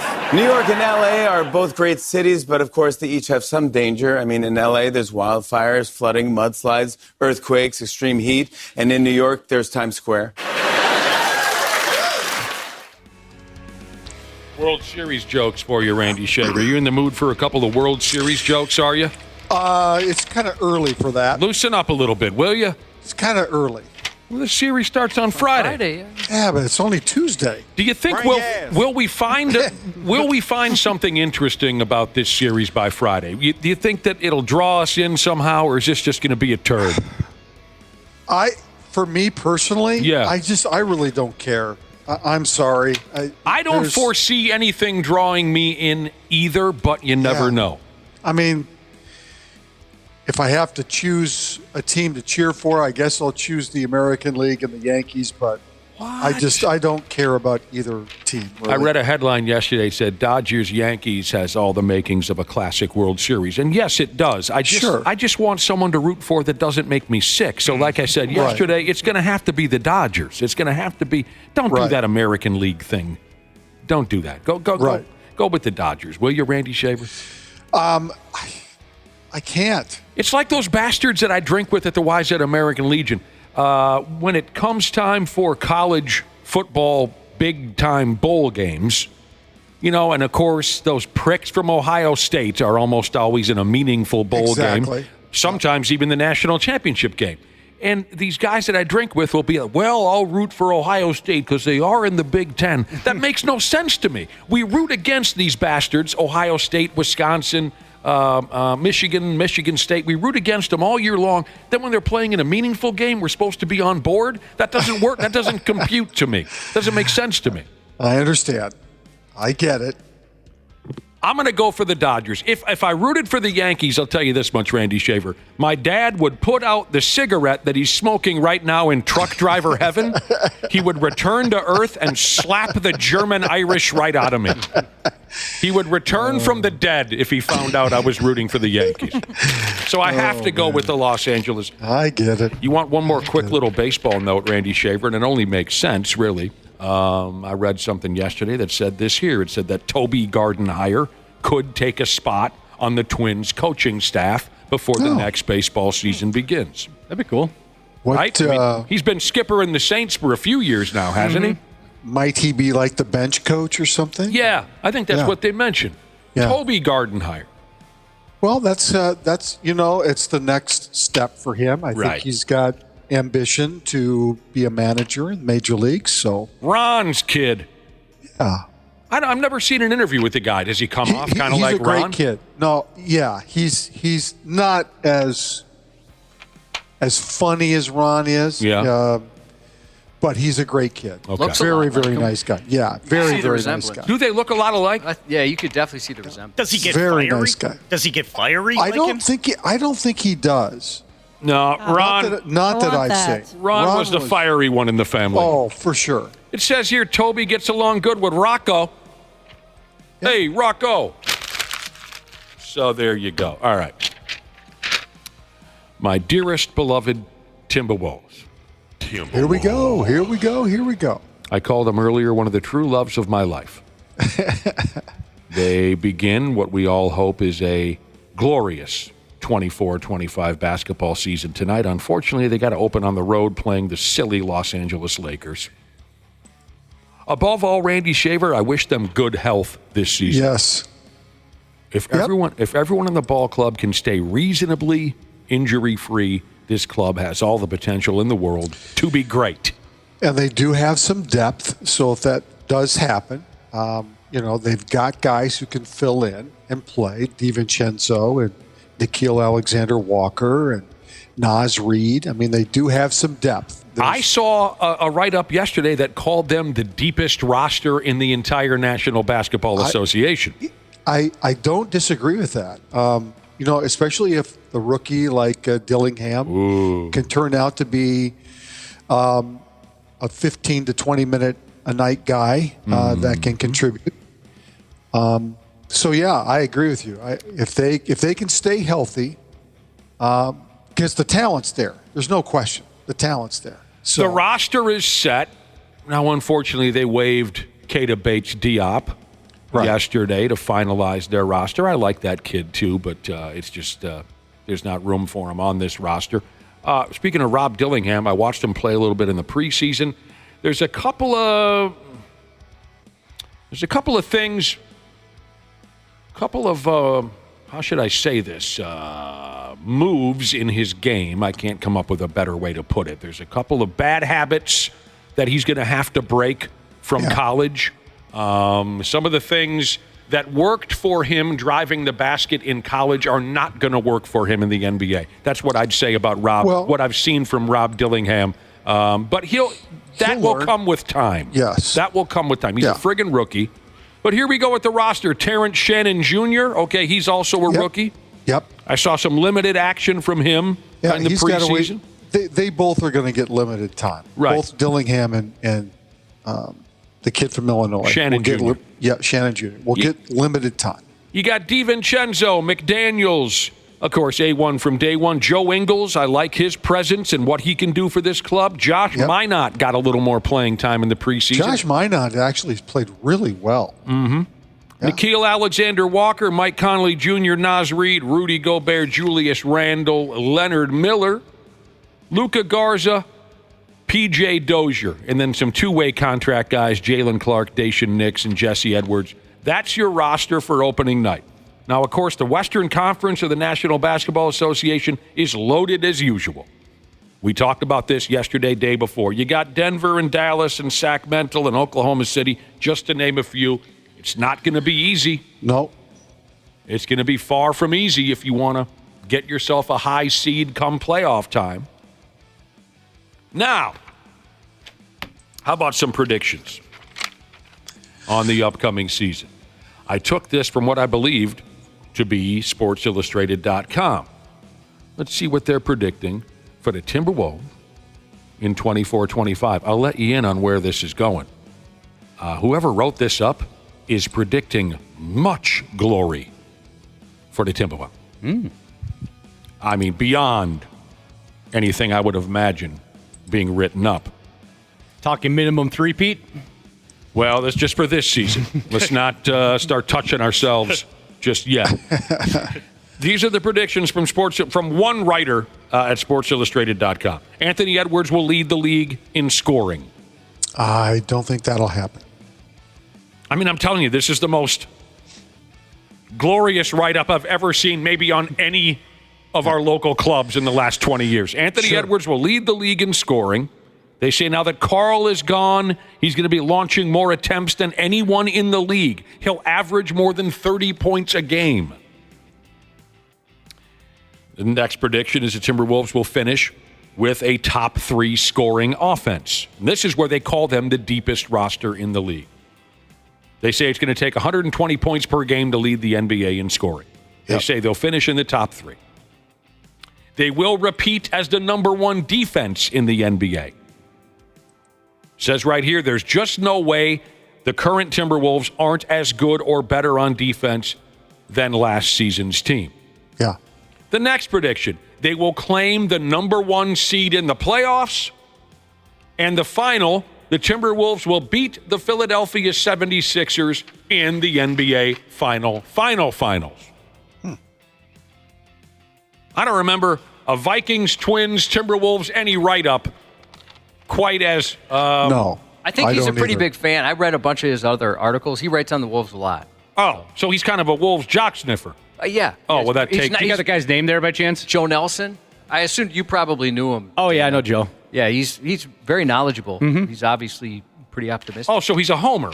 Yeah, he's a good Minnesota guy. Yeah. Oh, well, that takes away a little bit of the... I mean, Exactly. Don't get me wrong. I'm not trying to say anything nasty about the guy. It's a Minnesota website. Minnesota Sports Fan is where that came from. Oh, I had SportsIllustrated.com. No, it's Minnesota Sports Fan. Oh, so this is just a homer touching himself. And don't get me wrong. I'm sorry. No, I'm a homer who you- touches himself, You might too. be right. You might be right. I forget exactly which site it was on, but yeah, he's a local guy. Okay. Well, that And changes that's a things. buddy of yours, Dana, isn't it? Yeah, we used to work together back in the day. Okay. That changes everything. Kind of like, this is very similar to yesterday where we were all talking about what a great WNBA season it was, and then Brad Ryder said, yeah, the league is a nightmare. They're losing hundreds of millions of dollars. Which I didn't know. And then I saw where the players' union, they are opted out of the contract. Yeah. So they are going to go on strike. Oh, God. For sure they're going to go on strike? Or Just they're did just... last night. They opted out of the contract last night. So that means they're on strike? Well, no. That means that... They're negotiating. That's correct. Okay. That's correct. Okay, and back to this article. Again, I'm not trying to criticize the guy. You said his name is Joe? Yes. She's a homer who's very excited for the season. I can certainly relate to that. I thought this was a national write-up. No. So there you go. He's just a Wolves fan who's very excited. I get that. Sure. I get that. There's a lot of them out there. Well, he's really knowledgeable, so it's not like just a overly optimistic dude that doesn't know his stuff. So. Well, okay, fair enough. Yeah, I'm excited too. Again, the game tonight, game 1 is in Los Angeles. I don't dislike LeBron James. I don't. But this thing with this kid is just so silly. and I feel bad for the kid. Because don't feel bad for the kid. He made the roster. Did he really, Randy Shaver? What? It doesn't matter. Yes, it does matter. No, it doesn't. He made the roster. It doesn't matter how he made the roster. How did he make the roster, Randy Shaver? He made the roster because he's one of the top 12 players on their team. Are you kidding me? No, I'm not kidding you. You really believe there isn't some dude that playing for the Lakers G League team right now who probably deserves that spot more than Bronny James does? I couldn't say that. I don't know. Okay. Here's where I'm going with this. There's no need for us to argue. I'm just saying. I do feel bad for this kid because he doesn't belong in the NBA. And he's going to get all kinds of hate from internet a-holes. I'm sure he already is. But whatever LeBron wants, he gets. So his kid, Bronny, is on the Lakers roster to start the season. And now, to further force this fake special moment on everyone, Ken Griffey Jr. and his dad will be on hand tonight to see LeBron and his kid make their NBA regular season debut together against the Timberwolves. I think that's kind of cool. I think that's pretty special. Okay. You go ahead and have that feeling. You're just doing this to piss me off. I know it. I can tell. I'm not doing it to piss you off. There is only one reason why Bronny James is on that roster for opening night. One friggin' reason. And it's not. I don't think it's going to last long. I don't think Lil LeBron will last long with the varsity squad. It may not, but he will play on the court tonight with his dad. Yes, he will. That will happen. Yes. They will make history. Yes. And then after that, they'll make some decisions about what his future Right. All right, get off the court. Right. Yeah, they dump him right away. What I find so funny about this is, Ken Griffey Jr. and his dad are going to be there. The difference being that both Griffeys, were big league quality players when they played together. Mm-hmm. Yes, they were. LeBron's just using his power to make every day a father-son game, or at least as long as the Lakers can stand it. Sure. And Bronny signed a 4-year deal. That's kind of unheard of for a second-round pick. Oh, it's so silly. Dad, pass the ball. Daddy, I'm open. Daddy. I'm open, Dad. Dad, hit me. It's all so silly. LeBron said he's not allowed to say that on the court. Oh, that's right. He'll get grounded. Not allowed to call him. Gets grounded. No Dairy Queen trip for you after the game if you call me dad on the court. Now, the Griffey's best moment came back in the 1990 baseball season. Boy, I bet you could find this on YouTube. This must have been fun. They hit back-to-back dongs in a game. Do you remember that, Randy Shaver? I don't. I kind of do, just because it was such a big deal at the time that the two of them, were in the same lineup together, but yes. Oh, back in... And remember, Ken Griffey Sr. was probably early 40s. He was a little over the hill at that point. Yeah, he was early 40s. But he was still a big league quality player. Yeah. And they hit back-to-back dongs in the 1990 season together. So all four of them are going to have like a group hug. Oh, look, it's the Griffeys and the James. It'll be great. Come on. Randy, I'm not going along with this. Let them have their moment. Why? Why do we have to let them? Stop stealing their moment. They don't have life nailed as it is. Now we got to let this happen too. I think it's if LeBron was some lunch pail guy who's been working his nuts off, it'd be a little different if it was that kind of out of nowhere story. In a lifetime event. Let it happen. Stop raining on the parade. Something's going to happen this basketball season that's going to piss you off. And I'm going to go the other way hard as hell. Oh, my gosh. There were 2 Monday Night Football matchups last night. The Arizona Cardinals beat the Los Angeles Chargers by 2, and the Ravens beat the Buccaneers by 20. Yeah, but the biggest story last night were the injuries to the Bucs receivers last night. What happened? Terrible dislocation of the ankle of Chris Godwin. So bad that ESPN would not show the replay. And Mike Evans left the game after catching his 100th career touchdown pass. Left the game with what I thought I read last night was a serious hamstring injury. If those two guys are out for Tampa Bay, who's gotten off to a great start even though they lost last night, that's devastating for the Buccaneers to lose both of their top receivers, especially Godwin, who's having just a tremendous year. So that was really the story last night. I mean, certainly Baltimore, Derrick Henry went off last night, had a big night. The Chargers couldn't find the end zone. They kicked 5 field goals. But the story last night was the injuries to Godwin and Evans. That's critical. Well, I'll tell you what, that sucks. Yep. It's too bad. What's his nuts? We were talking about it earlier. Baker Mayfield, he looked a little crooked last night. He didn't look like the return of Baker Mayfield that we've seen over the last, year or whatever. He looked a little broken. Well, I would be too if I lost the two greatest targets that I'll probably ever have in my career and watch both those guys go down. Evans will come back, but Godwin is not. He's done for the year. He dislocated his ankle. He's done. Some people want to still ask you about this Bronny James thing, Randy Shaver. Baudette Fishing Guy Jesus says this. Now, I made the point that Bronny James does not belong in the NBA. He's only playing on that club because of his dad. There's a few guys who probably worked harder and are better and deserve that spot, but he's taking the spot. So Randy Shaver disagrees with me. I don't know, Randy. We don't know anything around here. Yeah, but you don't. What do you want? Written proof? You want me to call the Lakers? Yeah, but you're. We have to assume that there's But you're making a statement. All right, you ruined the joke. Forget it. There was a joke coming. What is your thing here? Why are you so adamant about this? Well, from now on, any statement you make, I'm gonna ask you. Well, you don't know that for sure. Well, you don't. You can't prove that to me. Isn't it safe to assume you ruined the joke? I didn't know this was humor. I'm sorry.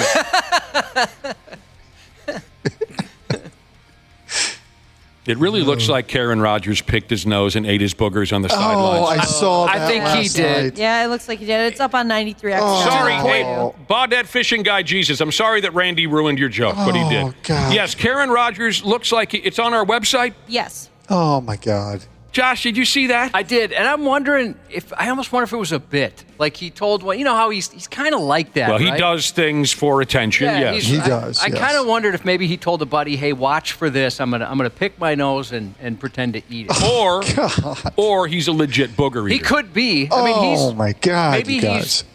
Maybe like he'll because today he'll be on.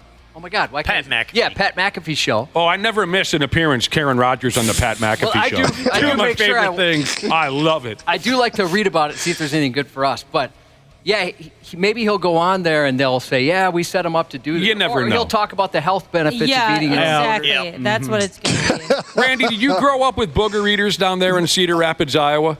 I can't tell you that I had a friend or knew someone that did that. I really can't. It's so creepy it's gross no matter what, but when adults do it, you have to wonder what's going on there. Yeah. Yeah, it's gross. Sorry.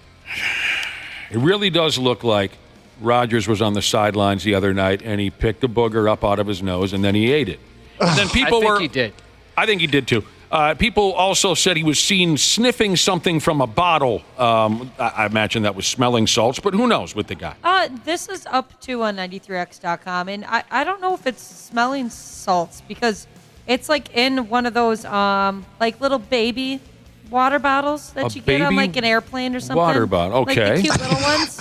Yeah, what about And he's not like squeezing it or anything, and it's like 2 inches away from his nose, and he's just like moving it around. Well, have you ever had smelling salts in your face? Don't you have to do it isn't it like straight on? And at one point, it kind of looked like he put it on like chapstick, didn't it? Yeah, it was weird. Oh, I missed that part. No, you can get a decent hit off smelling salts from a pretty good distance, Smash. Oh, I thought it had to be like you're making contact with it. No. What'd you say, Josh? It looks like what else is happening? It looked like he was putting chapstick on with it. Like he was using it like It was weird. He kind of would put it on both sides and then circle his mouth with it. I don't know why you'd put that on your lips if that's smelling salts. It wasn't making contact. He was just kind of like doing it around. It was weird. Swirling it around his face. By the way, Simon texted in and said, "Don't you know that ayahuasca is stored in your boogers, so it's a quick high?" Oh, God. That makes sense Come now. on. That's just gross. All right, so the Vikings lost on Sunday. Here's something or another on that. It says here, the Vikings found a new way to lose. With their loss to the Lions, the Vikings became the first team. And again, this is one of those deals like yesterday where who is the sorry sumbitch who has to look these stats up with their boss hovering over their shoulder? We need something interesting for the website. Who's the sorry bastard that has to look this up? The Vikings became the first team in NFL history now, the first team with a 5-0 record or better to lose a home game coming off of a bye week. Oh.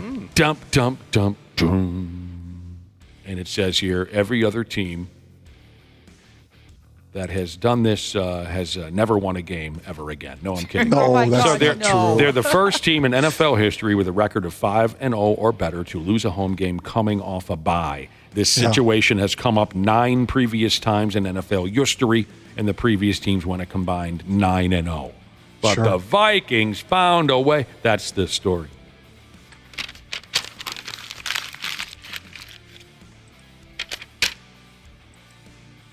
Star Wars movie actor Daisy Ridley cheered for the Vikings at Sunday's game against the Lions there at the new Metrodome. Do you guys know what it means to be Star Wars movie actor Daisy Ridley? Oh, do I ever? Certainly. Dana had to tell me.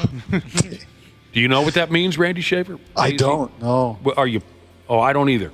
This is a gorgeous lady or something, Dana? Yeah, she's very pretty. Very pretty. Are you pumped that she was there? Yeah, I thought that was cool. Because you know how we Minnesotans love it when a famous person crosses our path or looks our way for a brief second. I guess they did that gimmick at the game, and they show somebody in the stands and say, it looks like this celebrity, Oh. And then they showed her and said, it looks like Daisy Ridley, but it actually was Daisy Ridley. Oh, that's fun. Well, that is just adorable. I know you love the cutesy stuff, Nick, so I had to make sure to get that part in. No, I do. She even performed the skull chant, or whatever they call it, the skull move, the skull dance, whatever it is, right? Star Wars. What role does she play? What is her name Princess Leia? on that? No. Ray, yes, right. Princess Ray? That's oh, right. she's that girl. Okay. I should know that. A friend of mine named their dog after Ray. Yeah, Ray.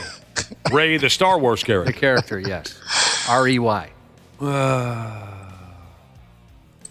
So it sounds like T.J. Hawkinson and Dalton Reisner could return from what they call the injured reserve and maybe play in that game against the Los Angeles Rams on Thursday. Oh, that'd be nice that's to get good. Hawkinson back. Yeah, it would be. T.J. No doubt. Hawkinson, someone tore his ACL for him last year. Wasn't it a cheap hit, if I remember correctly? I don't remember dick about it. I think it was that the low shot by the Lions? Yeah. They hit him like really low. I think you're right. I love a good cheap shot. This Reisner guy, he tore his back loose in training camp. Okay, so those guys could return. You guys like the sound of that, huh? Yeah, that's good. He's a cool dude. Vikings coach Kelvin O'Connor didn't sound as optimistic about linebacker Blakey Cashman, who's he missed the Lions game with that old case of turf toe we were talking about. Right. Which he apparently got during the bye week. Yeah, but you don't know that. Well, that's true. I don't know that. Kind of limits what we can cover, doesn't it, Ray? Oh, my God. What? Stop being that way. I like being this way. Antagonistic, petty. This is how I operate. You want to know another little Vikings note? You want to know another cute little note? Oh, Sure. This will get you excited now. Sure. Okay. The Vikings game against the Indianapolis Colts was supposed to be a day game on November Right. 3rd. But now it's going to be Sunday Night Football. Good. Huh? Pretty cool. Fabulous. All right. They didn't like the NFL or whoever makes these decisions, TNT, whoever shows the games, I don't know. They didn't like the looks of Philadelphia-Jacksonville on the schedule. Oh, you think? I don't like the looks of that either. So they're going to make Philadelphia and Jacksonville play some other time, and they make the Vikings and Colts a Sunday Night Football game. Well, I mean, Anthony Richardson is back, and that's a nice perk for Sunday Night Football to talk about. Yeah. Yeah, but the Vikings are playing great too. So yeah, makes sense. The Sunday night games. If I were still working, I'd cry about that, but I'm not, so I don't care. NBC. Yeah, we used to bust your balls pretty good about Sleepy Shaver. Oh, Yeah. yes, Sleepy Shaver. late Hated that night. stuff. Usually it was Stanley Cup games on NBC that Right. of course it could go 4 or 5 overtimes, and you're up till 3 o'clock in the morning to report the news to nobody. Nothing worse. What's the latest you ever got forced to hang around the studio. Do you remember in your career? Yeah, I think it was a hockey game. Remember? I think it was like a 5 overtimes. It was or like a something Stanley crazy. Cup game, and it was in like June. Because I can remember I was like coaching at a football camp or something, and the game went to like 2 in the morning or 1:30 in the morning or something like that. Okay. And then we had to do the news after it. Did you just go topless? I mean, who cares? No one's watching, right? I didn't go topless. It had to have been more of a lax delivery on your part at 1:30. Well, yeah, you're tired for Yeah. sure, but I mean, I think that there was you guys had made a big deal about making it. I mean, I got deluged by social media that night, laughing at me. We made a big deal out of busting your balls on that. Exactly. Yeah. That was fun. So, Looks like it was back in 2023 in My May. God. That was so long ago. Panthers Hurricanes, and it went into 79 minutes of overtime. You made it sound like that was 25 years ago. Yeah, Back in as 2000. the sentence progressed, changed quite a bit. You could have just said it was around a year ago. It was back in the year of. What is this? Goalies weren't even wearing face masks. Yeah. It was a different time back then. Gump Worsley made 67 saves in that. What is this now? That Tua kid from Miami. They say he might play on Sunday? That is ridiculous. Oh, boy. They're Here still we go. picking up pieces of his brain stem off the ball field from a few weeks ago. I just don't get it. Yeah. He's tough. This isn't going to end well. Got to give him credit. He's tough. And I don't know why we got to keep doing this, but websites keep pumping out.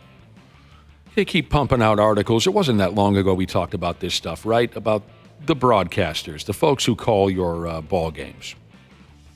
And somebody cut loose with the NFL's most loved and hated broadcasters, okay? Who do you think, Randy Shaver, was named the most loved play-by-play announcer? NFL, the most loved play-by-play announcer by fans. Probably Jim Nantz. Yes. Yeah. The answer is Jim Nantz. Where the hell's my bell? I don't know. There it is. Yeah. He deserves it. Okay, I don't know if I mean, I know who he is, but he deserves it. Who does he call games with? CBS. Huh. He's with Tony Romo. Oh, okay. Now I follow. I mean, I know who Jim Nantz was, but I couldn't quite put it together he's with until Tony you. Romo. Okay, Yep. sure. Yep. The majority of NFL fans called Jim Nantz their favorite. Yes. Okay. Favorite analyst. Who do you think the majority of NFL fans called their favorite analyst? I would say probably Tony Romo. No! Well, Oh, is that Greg guy? No! I'm surprised it's not him. Chris He's awesome. Collinsworth? No! Not Tom Brady. No! Oh my God. I'm out of names. Who's that Greg guy? Greg Olson. Greg Olson. Oh, he's He's fabulous. He I is like really Greg good. Olson a I lot. wouldn't know Greg Olson if He's I the was one banging him. He's the one that Brady replaced. Yeah. Okay, come on. It's real obvious. He's been doing it for years. He handsome sumbitch. All the ladies want to bang him. He's Pat Summerall? Pat Summerall.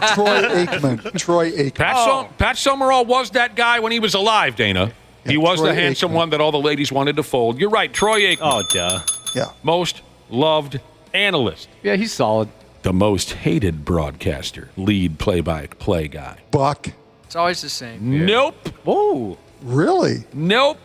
Al Michaels? Yes. Oh. Because Really? he doesn't get excited, and he does. Yeah, I'm tired of that. Tony gets ripped so much now, Al Michaels. It's crazy. Let's see here. Most hated play-by-play guy, Al Michaels.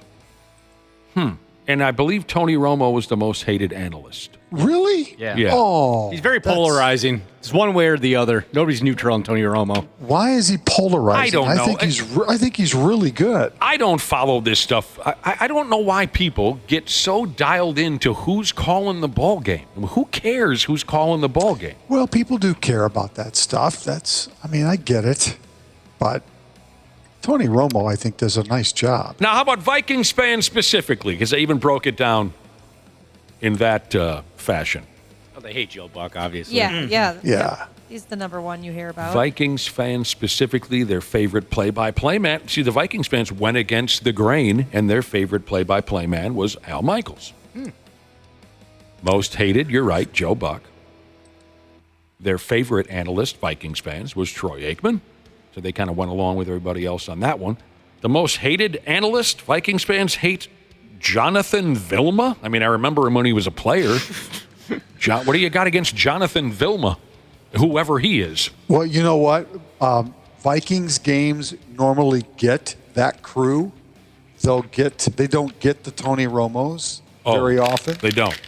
They'll get the crews like Jonathan Vilma. So that's probably one reason why he's being discussed the most. And Vikings fans all agreed in this survey that all of the announcers are against us. Of course they did, yes. Again, we cover this now and again, and it's just kind of silly to me. I don't know why people get so wound up one way or the other over who's calling the game. Just watch the friggin' game. I thought it was kind of weird hearing Bob Costas do the MLB playoffs. Oh, I think he's great.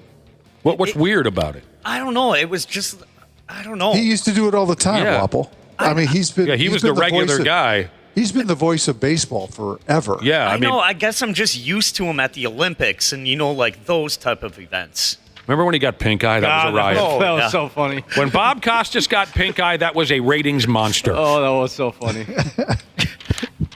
Was it not, Josh?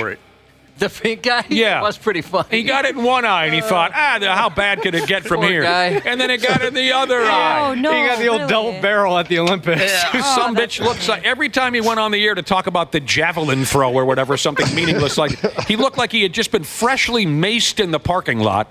I had a riot with that. Everybody loves when someone else gets pink eye. I don't want to jinx myself, but I've never had it. Has anyone here had never? it? I've had it. I've had it a couple times. Yeah, that sucks. No, I haven't had it.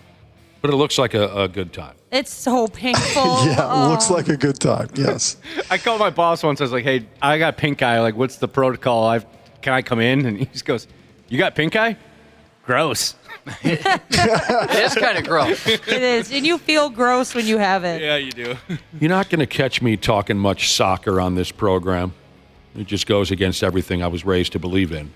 But I got to say, I got a kick out of this video of a soccer goalkeeper over there in friggin' England, or he's a retired goalkeeper or something. Some big-time soccer game was happening over there.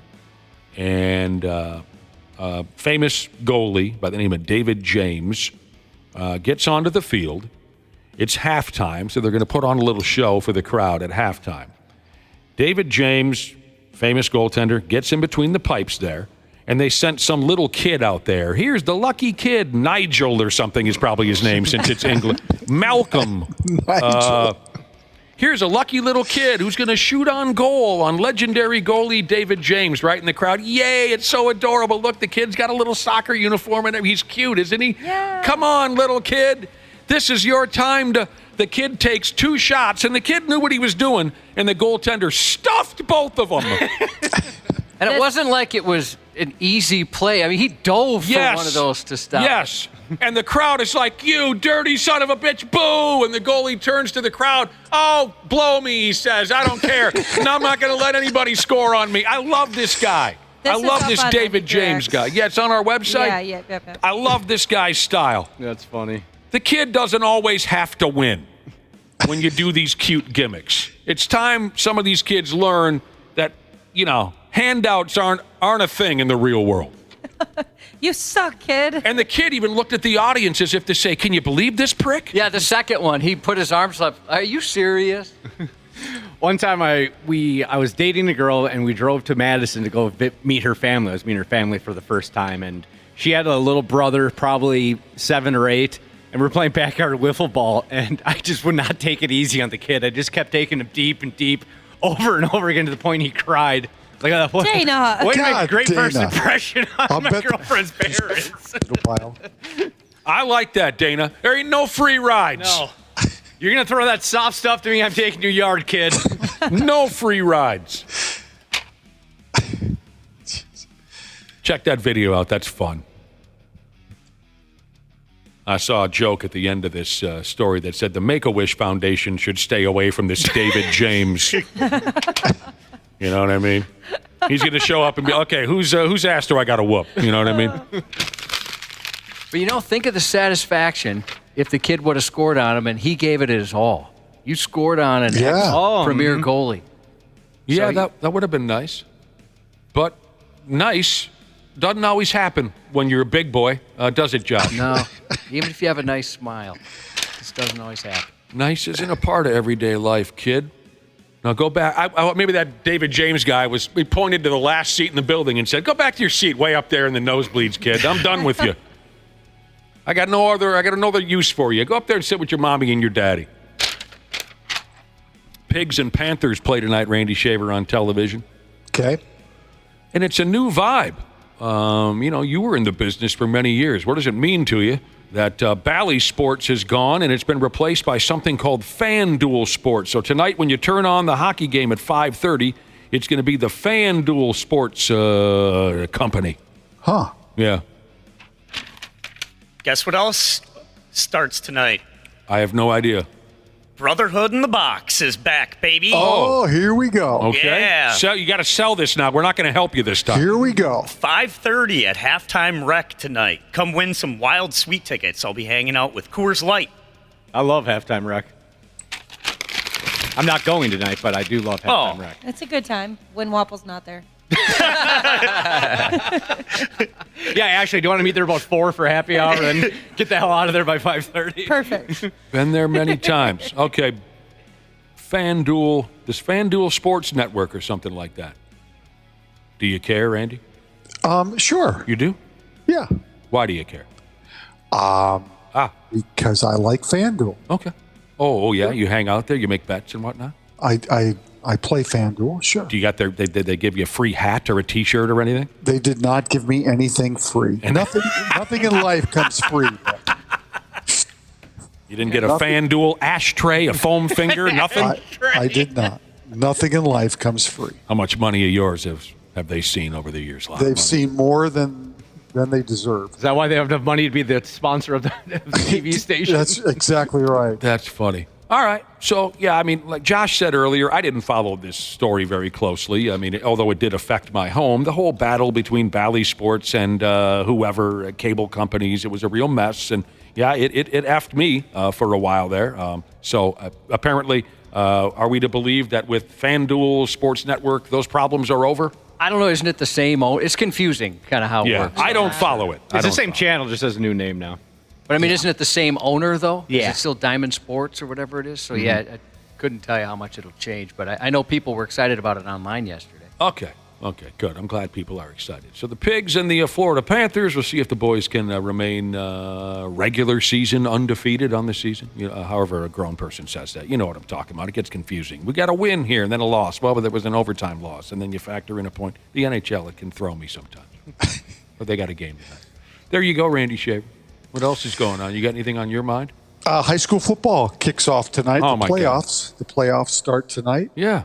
Across the state of Minnesota. It's that crazy week where it's a Tuesday and then a Friday and a Saturday for high school football. So we're into the postseason starting tonight. All right. Is there any club that we should be looking for? Not really on opening night. These are usually teams that are, well, there's a few games that are of interest, but I mean, this time of the playoffs, it's the highest seed against the lowest seed. Yeah, there's a lot of blowouts. Yeah, there's a lot of teams with byes tonight because they're a higher seed. Yeah. It really gets going on Friday with Class 6A and then Saturday with section semifinals. So, all right. It's that busy time of year, right, where all these seasons all kind of mesh together. Hockey, basketball, football. It's just kind of a crazy time. All of it's going to take a back seat. For me personally, all of it's going to take a back seat. Series. Of course, the World Series. And Wample's got a bar gig. All of it takes a back seat to I will have to have a full keg of Kleenex in front of the television tonight when I watch LeBron and his son Bronny take the court together. It's so special what these two have accomplished. God, why do you have to defecate over the parade? Come on, Randy. You know this is garbage. You're just trying to piss me off. I'm not. I don't know it's garbage, and you don't know that either. Tonight could be a very special night.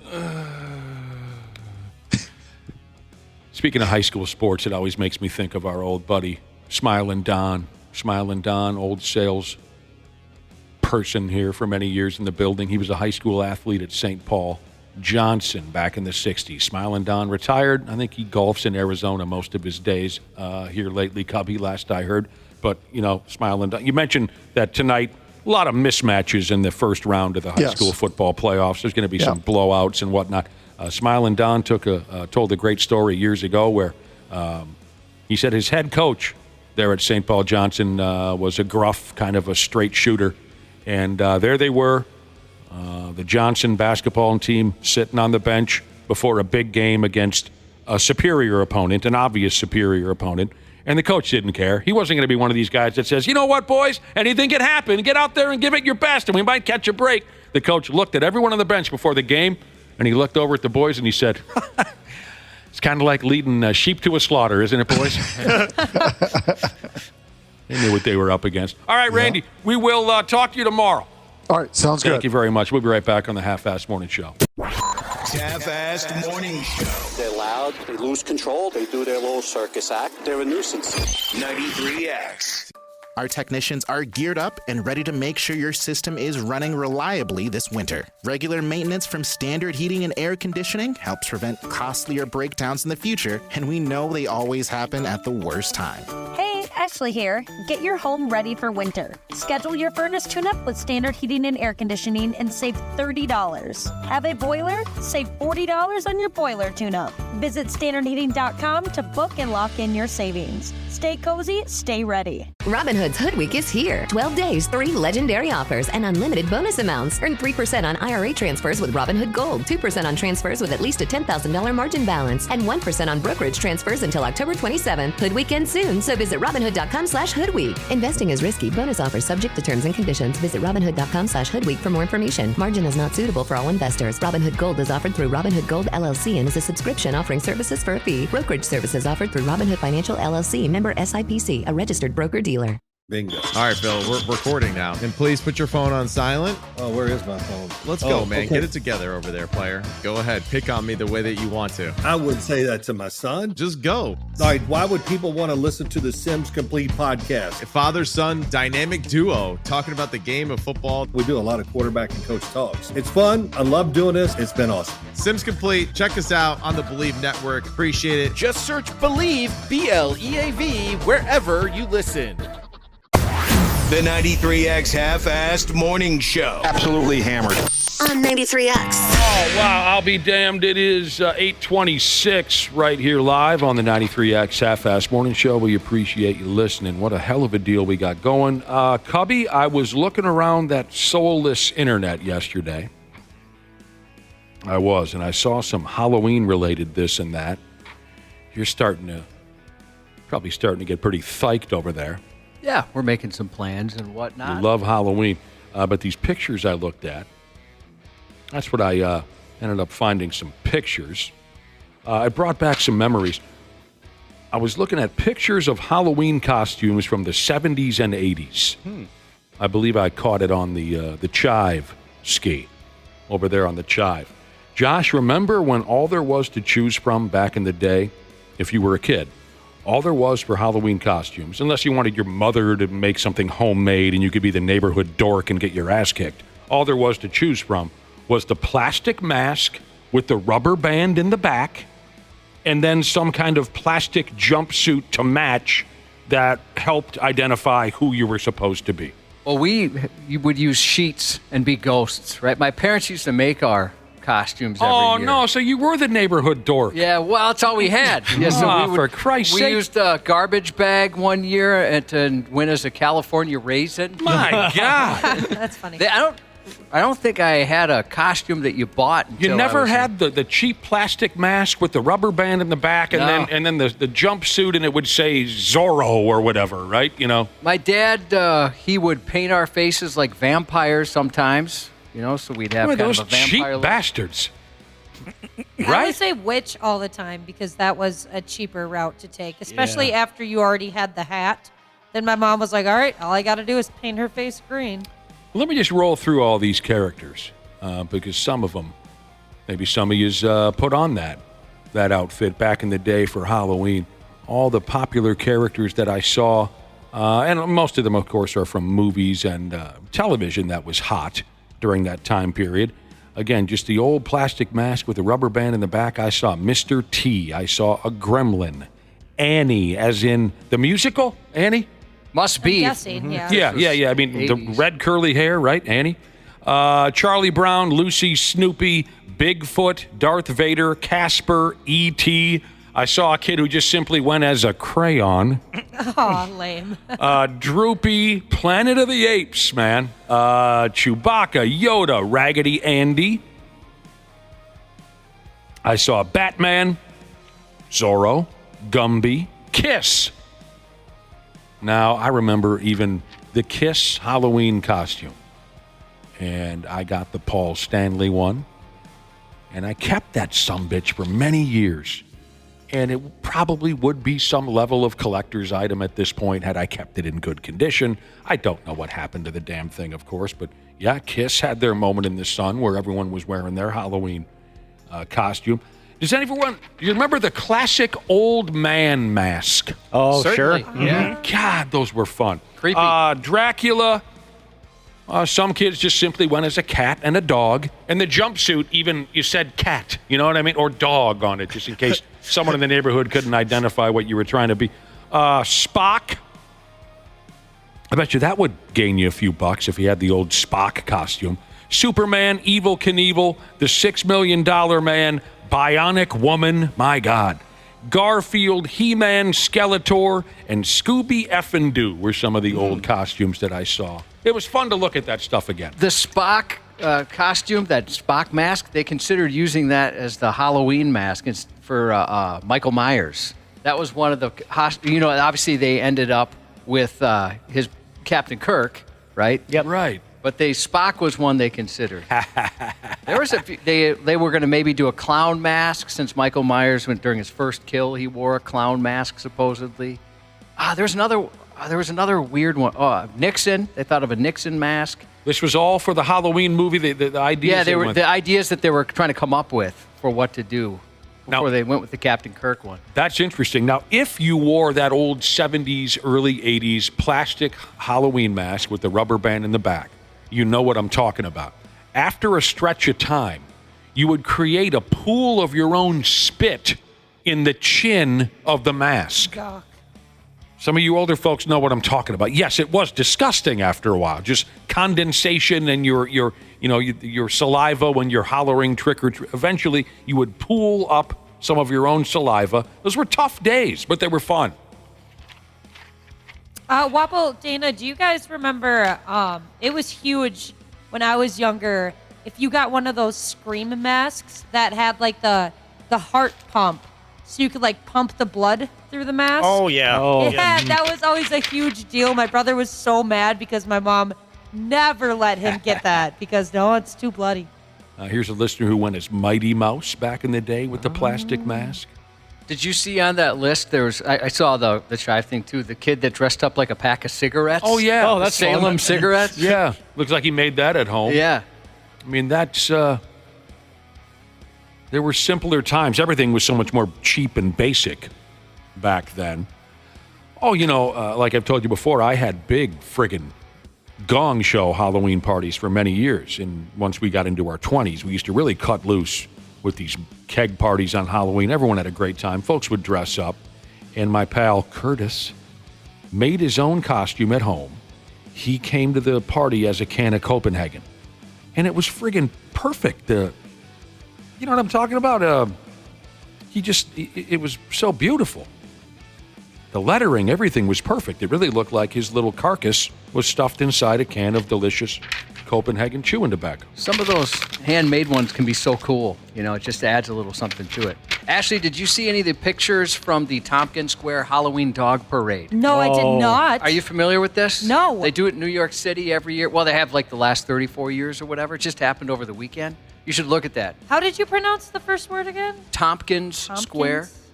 So this is why I encouraged you before, Ashley, because you're one of these folks who can still stomach traveling now and again. I don't know why. You're out of your mind. I don't know why. But you like to travel. You got to go to New Orleans. And you got to go there maybe a couple weeks before Mardi Gras. I've told you before, when I've been down to New Orleans, right before Mardi Gras, before the S really hits the fan, there's a stretch of road in New Orleans. Every day they have a dog parade. Oh, I need to see that. And the dogs all are wearing costumes. It's every day for I don't know how many days in a row. I spent most of my time in New Orleans sitting on a fire hydrant watching the friggin' dogs go by with a drink in my hand. It was a beautiful thing. You would have tears in your eyes. Oh, that sounds like a dream come true. I'm looking at the pictures now, Josh. These are great. Do you have a favorite yet? Probably the Mood Dang dog. That's good. There's the so UPS dog. That's pretty good. There's the dude that has the scene from Aliens. Yeah, I think it's Aliens, where the alien pops out of the stomach. Is that Alien or Aliens? I forget. Whichever one. Yeah. He's got a dog that's popping out of his stomach. Oh, yeah. They're so cute. Oh, my gosh. Here's a listener who experienced the old plastic Halloween mask, stiff, sharp plastic with the rubber band in the back. And he's right, he or she. The plastic mask would cut your lips. You know, the edges where there was the mouth opening and your face is pressed really? up. Yeah, they would. Ouch. They would cut you up a little bit. Especially when you were a little kid like me with this massive skull I have on the top of my frame. Yeah, it would be uncomfortable, but we had a decent time. Mr. Rogers costume back in the day. All right. I remember the ninja costumes being very popular. Not Ninja Turtles, just like a black ninja type of thing. We had one buddy who, I think it was like 4th or 5th grade. He did the ninja thing. He had the face, wrapped up and with the big black flowy robe. And he stayed in character all day because ninjas are supposed to be quiet. So he refused to say a word all day long. Just stayed in his ninja character. And the teacher was getting very frustrated with him. All right, we're all grown folks now, though, aren't we? Yeah, sadly. Some of us in age. Some of us still act or dress like we're kids, but we're grown folks at this point. We're always hearing stuff like this.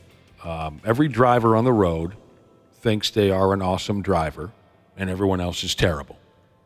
I don't have that attitude, but a lot of folks do. Everybody else has no idea what they're doing, but I do when you're out there behind the wheel. Here's a new survey that asked Americans how they do on a driving test if they had to take it right now. All right. Anyone got any ideas, any vibes on that? How do you think you'd do on that old driving test if you had to take it right stinking now? I think I'd do really good. I could do the physical driving test, but the written test, I'd probably F up. Like, if you look on the written test, they'll always try to trick you, like, with how far you should stop behind a school bus or something. And it'll be like 20 feet, 30 feet, 50 feet. Yeah, I don't know. Like, I just kind of eyeball it. Yeah. For the record, they're not trying to trick you. I mean, there is a correct answer. But I would have said the test, the written test, I would have thought that I could pretty much nail it, until I had some young drivers at home. It's changed a lot. Has it really? Yeah, there's new laws that, for usually based on a tragedy, unfortunately, but there's new laws like what's this law? What's that law? And it was way more difficult than I thought. I'm going to be a great teacher here because I pay attention to all that stuff. And I really studied back in the day, but there's some differences. I've heard that as well, Josh, and I echo what a couple of the rest of us have said. The written test would bone me. I think that's where I'd have trouble, too. 40% of us think we would ace it, a driving test, if you had to take it today. 40% say they would have no problem. 25% of people admit they'd probably fail. Yeah, the written one I think would be easy because, it wasn't that long ago. Well, you're much younger. Yeah, yes. exactly. And that was something that I probably overstudied for, if that's even possible. But I went hard on that. So now, how about the actual driving test? When's the last time here anybody parallel parked? I grew up in Minneapolis, so I did all the time. Yeah, but as far as the last time, maybe a couple weeks ago. Oh, yeah. For me, I don't know. I parallel park maybe once a year. Now, we all have the fancy schmancy. Well, most of us have the fancy schmancy backup cameras. I don't anymore, and it's so weird because I've always had one. Like for the last, 6 years at least, I've had a backup camera. And going back to not having one, it's It's scary. I could be wrong, but I imagine having a backup camera would make parallel parking a completely different animal than it was years and years and years ago. For me, it's worse. It is? Yeah, I became a bad parker. Like, my wife was even like, what's going on? When I first got cameras. Didn't you say because the camera was tweaked or something? I just, for whatever reason, I stopped using my mirrors for the most part and just relied on the camera. And I sucked. Like, I couldn't figure it out. So now I don't even look at the camera. I just use mirrors again, and I'm fine. I guess I'd have to see your current vehicle. You've had problems. Yeah. Well, the first time I got cameras, just in any car. I don't know. Mine is beautiful, and it's very, very helpful. Yeah, I'm all mirrors now. I can't say 100% that it would help. I assume it would to have cameras for something like the parallel parking. Yeah, I'm not going to go ahead and say, oh, yeah, I'd pass that friggin' driving test today if I took it. I don't have a friggin' clue. I think I do all right, but I don't know. Monster Truck Jesus said he can parallel park just fine with his Ram Laramie, which also parks itself. Nice and easy. I wonder if they allow you. Do they allow you to use a self-parking vehicle at a driver's test these days? I bet you can't put that feature on. Well, we didn't have the 3-point turn, did you? I don't know what that means. Yeah, we did. Yeah. Yeah, we didn't have to back into a spot either. And I hate that one. The most recent driver, my stepdaughter, she had to do those things. Yeah, we had to back into a spot. Oh, you did? Yeah, we didn't. We just did parallel parking. Technically, I should have failed my driver's test when I was 16 because I effed up the backing into a parking spot. They had a rule where if you hit any of the cones or the flags, that was it. You were done. Yeah. And I pulled in and I hit bent one of the flags, and I was so mad at myself because I knew it was over. We finished the test anyway, and the guy just goes, well, here's the deal. You hit that flag. I'm technically supposed to fail you, but the number one thing I look for is confidence behind the wheel. You're a very confident driver. Just work on those 90-degree back-ins and you'll be fine. You don't do it anyway on the road. He turned to you and said, kiss me and I'll pass. Yeah. Just give me a big kiss. The same thing happened to me, Dana, except I also hit the cone with my parallel parking. So I don't know what I did right. But all right, the guy let me pass for some reason. So, it's iffy. I think we'd all agree it's iffy. If we took the test today, we all probably think we're pretty good drivers. Josh is the best driver I've ever seen. I hear terrible things about Ashley's driving skills. Okay, so we all think we probably do okay with the driving. The written test might be kind of a mystery, and Josh mentioned the new rules. And we've been talking about these new fancy schmancy gadgets we have in our vehicles, like backup cameras and this and that, lane assist. So, part of this survey asked people about all the trinkets they have going on in their modern vehicles, and many of us admit we don't even know what the hell's going on. The average driver understands only 78% of their dashboard indicators and warning lights. I'm in that group. I know very little of what's going on when I look at my dashboard with all the colors and lights. And sure, I understand the speed limit. And there's, you know what I'm talking about? When you hit your menu, there's all these things. I don't know what the hell's going on. I just stick to the basics. I love finding out how all that stuff works. It actually makes me feel like you a little bit, Josh. My dad always told me, though, like when you get a new car, the first thing you do is like go through the manual, figure out what all that stuff means, because you're going to want to know. And you really did that? You went through the manual and found out what all that stuff means? I try to. Oh, yeah. Christ, I've never opened a manual in my life for anything. Just page through lightly. I imagine, Josh, are you more of a, like, do you read in depth the manual at all? Well, now I don't want to say. Yes. This is the guy who read our company handbook in its entirety. Of course he reads the friggin' manual. I'll do that, or I'll watch YouTube videos. And he loves his cars. Absolutely, I can see you being... Yeah, I try and figure out everything that they offer. I don't know dick. I mean, the basics that will keep me alive on the roadway, but it says here things like less than half of us could identify their tire pressure warning light or their brake system warning. No, what? I probably wouldn't. I bet you would. Yeah, I think you would. I probably would figure it out after a minute or two, but I don't think I would instantly say, oh, that's brakes. Oh, that's lights. Oh, I'm running too hot. I don't think, because I don't have the experience. I haven't looked through all of what's available there. I have a friend of mine works at a dealership, and he showed me that automatic parking thing. I thought, wow, that's pretty cool, you know? And it was so much worse than just parking. I mean, it was like forward, back, forward. Oh. If anybody was waiting for you, they would have T-boned you out of fear. I mean, maybe just the one that they had wasn't great, but he parked it just on his own, and it took a second. That thing had to take like about a minute. So it's not as smooth as it shows you in the commercials? At least this particular one. Okay. That sounds frustrating. Yeah, we tried it a couple different ways. We tried the backing it in and then the parallel parking. Most people... It really was ridiculous. Like, if anybody was watching you, they'd think, what's wrong with that person? This guy's been drinking. Yeah, they don't know how to park. So most people, it says, involved in this survey about driving, they said that they've Googled what a warning light meant. Now, again, like I said, I've never looked through much. You know, when I bought the vehicle, the guy said, you can hit the menu here, and it shows you this, this, this, this, and this. And I nodded. Oh, God, that's fascinating. And I never went back to it. I'll deal with it when a problem arises. Like I said a minute ago, I think with a little bit of time, I could figure out what the warning light means, but I wouldn't know right away. So folks have Googled what it means, and why not? And here we go. Just like I said, 15% of people admitted they've never looked at their car's owner's manual. I never have. I don't even think I had one when I bought the car. Right. I didn't have one with my last car, and it made me angry. I use Twitter for that. If the light goes on, I take a picture of it and say, what the hell does this mean? You don't just Google it? Well, I don't know how to Google, red light that has just like your lights on your particular vehicle's dashboard. Oh, yeah.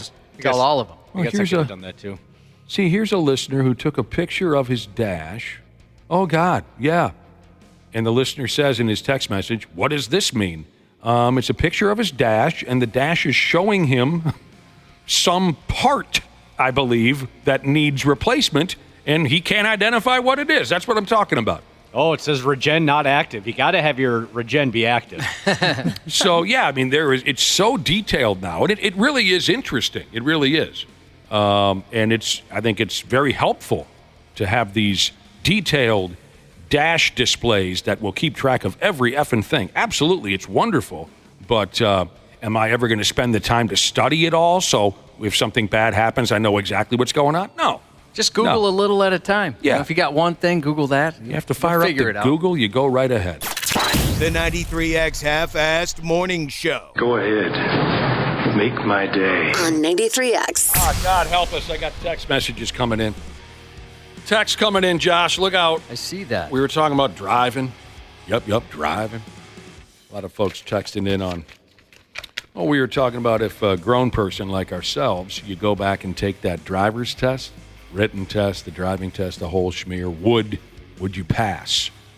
A survey was thrown at some folks, and not quite the majority. I think it was like 48% of us think they'd pass.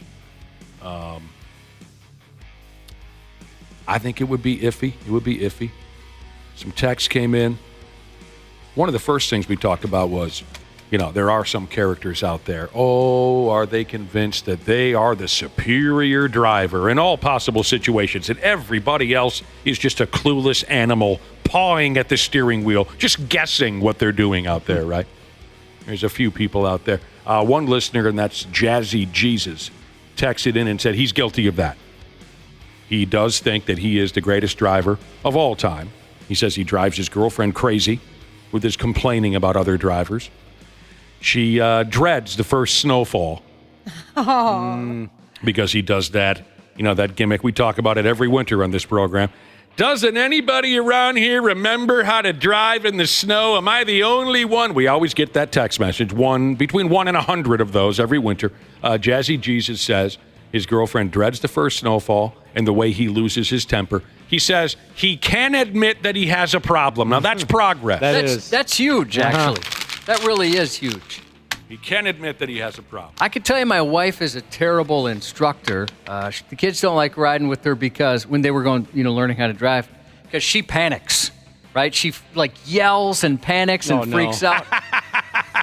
And I may be the opposite, where I see they're about to blow a red light. I'm like, okay, you're going to want to slow down coming up here. While on the inside, I'm terrified. But I figure if I freak out, they're going to freak out, and we're both going to end up dead. So I do my best to remain calm, and I'm pretty good at it. I'm sure you are. And then afterwards say, okay, so red lights, we do want to stop at those. We want to make sure we don't right through the red light there. More comments on the driving test. Oh, riddle of steel, Jesus. He said what makes him crazy is they spend so much time on parking, which doesn't even really matter, but they spend Dick Tracy on highway driving, and that's the spot where you can get killed in an instant. That's a good point. Yeah, we only, because I think there's 3 behind the wheels with the instructor, and only one of them is out on the highway. And that is the most terrifying day for any new driver. Oh my gosh. They are so nitpicky about the parking. Mm-hmm. Dude, who cares if did my tire hit the yellow line? Oh God. If this was the real world, somebody would be killed. No. Yeah, for the most part, if you find a parking lot, doesn't everybody just like to drive through now anyway? Yeah. That's the way to do it. Pull forward in the spot. Getting out on the open road, that's where you're going to run into some trouble. Good point I never really considered. There is a lot of parking. Oh, yeah. That's why you hear so many people fail, because they botch the parallel park. Yeah, and they just eyeball you. They eyeball you the whole time. They do. Looking at you sideways. Give me a break. Stop turning the screws on me. Now we all teach us how to text and drive safely. Right. If you look around, that's what we need, a class on how to effectively text and drive. Yeah. How to change the podcast up while I'm going 60 down the highway. The written test is what might be a roadblock for some of us if we went back and did it again. Josh mentioned he looked over the current rules and he said lots has changed. I was surprised at the differences. I would be in real trouble. Now, Wisconsin Brando Jesus, he texted in and said he took the written test to gain his Minnesota residency a couple years back. You got to take a written driver's test for that? Yeah, if you want to have a Minnesota driver's license. Really? So if I moved to Wisconsin tomorrow, I'd have to go back and take a driver's test. If you wanted a Wisconsin ID, yeah. Well, of course I want a Wisconsin. Yeah, of course I want that. Oh, I did not know that. Okay. Huh? What? What are you confused about? Did you have to do that, Ashley? No, but yeah, I didn't have to do that, no. And did you have a Wisconsin driver's license? Yes. Oh. Well, maybe it's different in Wisconsin, but I have had friends that have moved here and have had to take a written test in order to get a Minnesota driver's license. So I do know that Minnesota's kind of like that. Like there's I only know that because of like a gun permit. It's better to get it like in Minnesota because Wisconsin will accept it, but Minnesota won't accept Wisconsin's. Like they're more locked down. I guess Minnesota doesn't like to share with other people, I guess. Well, we're special. Josh, what frightens you more, that Ashley has a gun or a driver's license? Yeah, that is such a tough call. I mean, I'll say driver's license because I'm around her driving more. She's a speed demon. We did have one question that came in that said, who is the worst driver on the show and why is it Ashley? I've gotten a lot better. So what do you mean? Since when? People, the other folks on this show tell me that you are just awful. I haven't seen it in person, but everyone else on this program says, don't ever be in the parking lot when Ashley drives in or out of it. I'd say in the last 2 years. In the last 2 years? Yeah, because ever since I got rid of the car that was already beat up, I'm more cautious because I don't want to ruin the newer cars. Weren't you the one who saw a snowplow coming a couple years ago and you just ditched your vehicle? What? No. Who was that? What? Didn't Dana crash in a median one time or something? Yeah, I got run off the road. Oh, that was you. Mm-hmm. You got run off the road by who? There's some drunk guy. Oh, I thought someone on this program. There was a snowplow. Yeah, if it wasn't Ashley, then it was our old coworker Allie. Okay. Like she saw a snowplow and and she just maybe went it for was the Allie. I love that. I'd imagine you'd remember that. That vehicle is so large and it's coming towards me. Ah! Okay, I get it though. Whoever it happened to, I get it. Do you get scared sometimes? It can be scary.